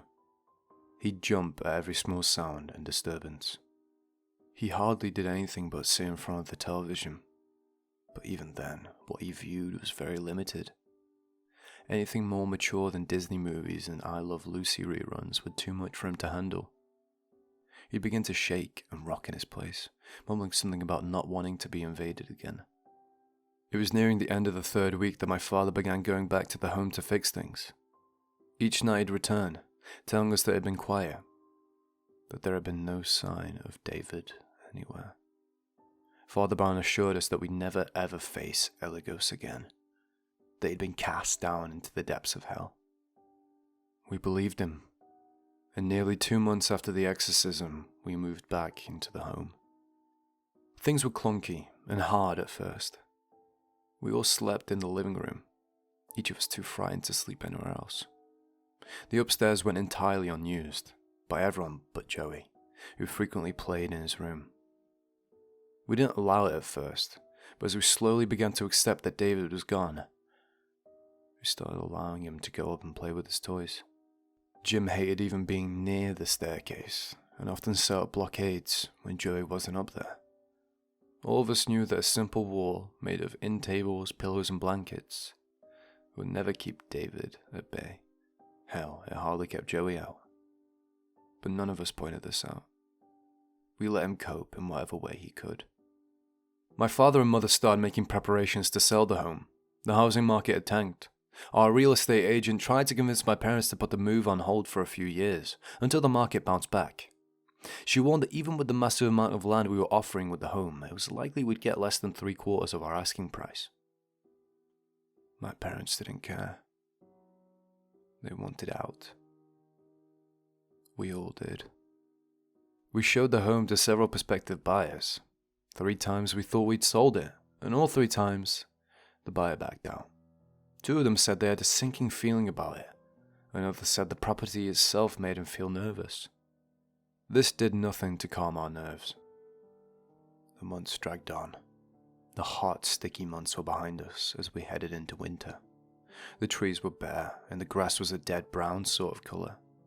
We hadn't gotten snow in nearly a decade. My father swore that we might that year. I couldn't deny that I was excited. I'd never seen snow before. At least, not in real life anyway. My parents hoped that perhaps the cool weather would stifle some of the smell from the pigs and encourage buyers. We had no such luck. It was 3 days before Christmas. The morning was crisp and cold. I started my day the same way I had for the past 6 weeks. I pulled on a high top, pink swampers, and followed my father, Jack, Jim, and Johnny outside. I'd started helping the boys on the farm, and I was quite proud of myself for it. With me gone from the home in the mornings, Mom was left to do the indoor chores with Joey. But it was little help, and often lost interest within the first few minutes. My mother never pushed him, the way she had the rest of us, to stay on task. Looking back, I'm sure she was driven by guilt. So, while she was scrubbing away at dishes, or wiped down walls, Joey could often be found playing in his room, by himself. Sometimes I'd hear him laugh from the window upstairs as he threw a ball against his wall, or rolled his trucks across his floor. He was good at occupying himself, a trait that my mother rather appreciated, since none of us had it as children. I followed behind my line of siblings and waited for my father to tell me what I'd be doing. Most of the time, I was paired with Jim, since Johnny still had a nasty habit of knocking me down, or trying to make me cry every chance he got. Today was no different. Dad told Jim and I to feed the pigs, so Jack mixed together feed and retrieved the buckets. I'd gained a good amount of muscle in the past several weeks. I no longer struggled with the filled buckets as I carried it down to the last pen, and emptied it into the large feeder. Jim and I silently passed one another time and time again, as we slowly filled every feeder in the barn. Soon enough, we were done, and ready to head off to the second barn, where nursing sows and piglets were kept. Our swampers, caked with brown mud, kicked up dirt as Jim and I made our way down the driveway, a little ways away further from the home. This was my favourite part of the day, partly because I got to see the cows, and partly because Joey's window faced the barn. He'd always slap the glass and call cheerfully to me as we passed. I thought it was the cutest thing. Most mornings I would spend several minutes waving back to him and making silly faces. I'd just reached the barn door, my fingers grasping the cool metal, when the sound of a window opening drew my attention away. Joey was notorious for opening the windows to shout hellos down to us, but it was midwinter and positively freezing. The heat was on in the house, and I knew damn well that Dad or Mom would swat him for doing it. I turned around just as he called the cheerful, "Hi, Jasmine," Joseph, Lucas, you close that. My voice died down, caught in my throat. My eyes widened, and for a moment, I thought my heart had stopped. I wanted to scream, or cry, or point, or do something to get Jim's attention and show him what was happening. But I was frozen in my place, unable to move. Jim paused, concern etched along his brow as he stared at me. "Jazz?" Jim asked, waving a hand in front of my face. I wanted to react. I wanted to tell him to turn around. Internally, I was screaming for him to look up, but my lips refused to obey. So instead, I stared, my mouth agape, and fear scrawled across my features. "Earth to Jasmine, you okay?" he asked, narrowing his eyes. Finally, he turned to follow my line of sight. His body stiffened. The familiar sour smell of urine flooded my senses. The putrid liquid splashed along Jim's pants and trailed down his pant leg. I could hear a puddle in his boot. He was the first of us to manage to speak. It was just a choked sort of noise that I think was supposed to be no. Standing right behind Joey, eyeless, dressed in a red shirt and jeans, was David. His lips turned up into a terrible smile. Joey's features crumbled as he watched us in complete confusion. I couldn't peel my eyes away from the window as my baby brother spun around. I could see fear radiate off him, even with his back to me. He shrank away from the beast, trying to make himself as small as possible. David pushed him, sending him through the screen of the window and hurtling toward the earth. Jim and I ran, but we weren't nearly fast enough.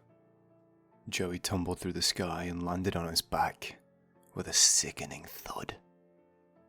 As we sprinted closer to him, I watched his eyes peel open and shut, and his head wobble from side to side as he opened his mouth time and time again to try to scream. No sound came out, but tears streamed down his face all the same. I don't think I'll ever get that image out of my head. I knelt down beside Joey, trying to remember what to do, but I was drawing a blank. Do I move him, or keep him still? I didn't know. My heart pounded against my chest, and finally I found my voice. I shrieked, time and time again, through heavy sobs. Joey jumped with each of my wails, his tiny eyes opening only to shut again. Jack and my father were at my side in an instant. They shouted questions, but I couldn't answer. All I could manage were the same ear-piercing screams. Jim pointed upwards. Jack's head tilted, eyes stationed upon the window. Anger rolled over him as he caught sight of David, who stood in the window, a smug smile plastered on his lips. "Mom!"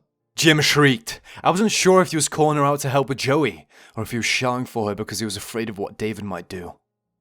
The rest of the details are all a little blurry. Joey wasn't moving. Everyone was hysterical.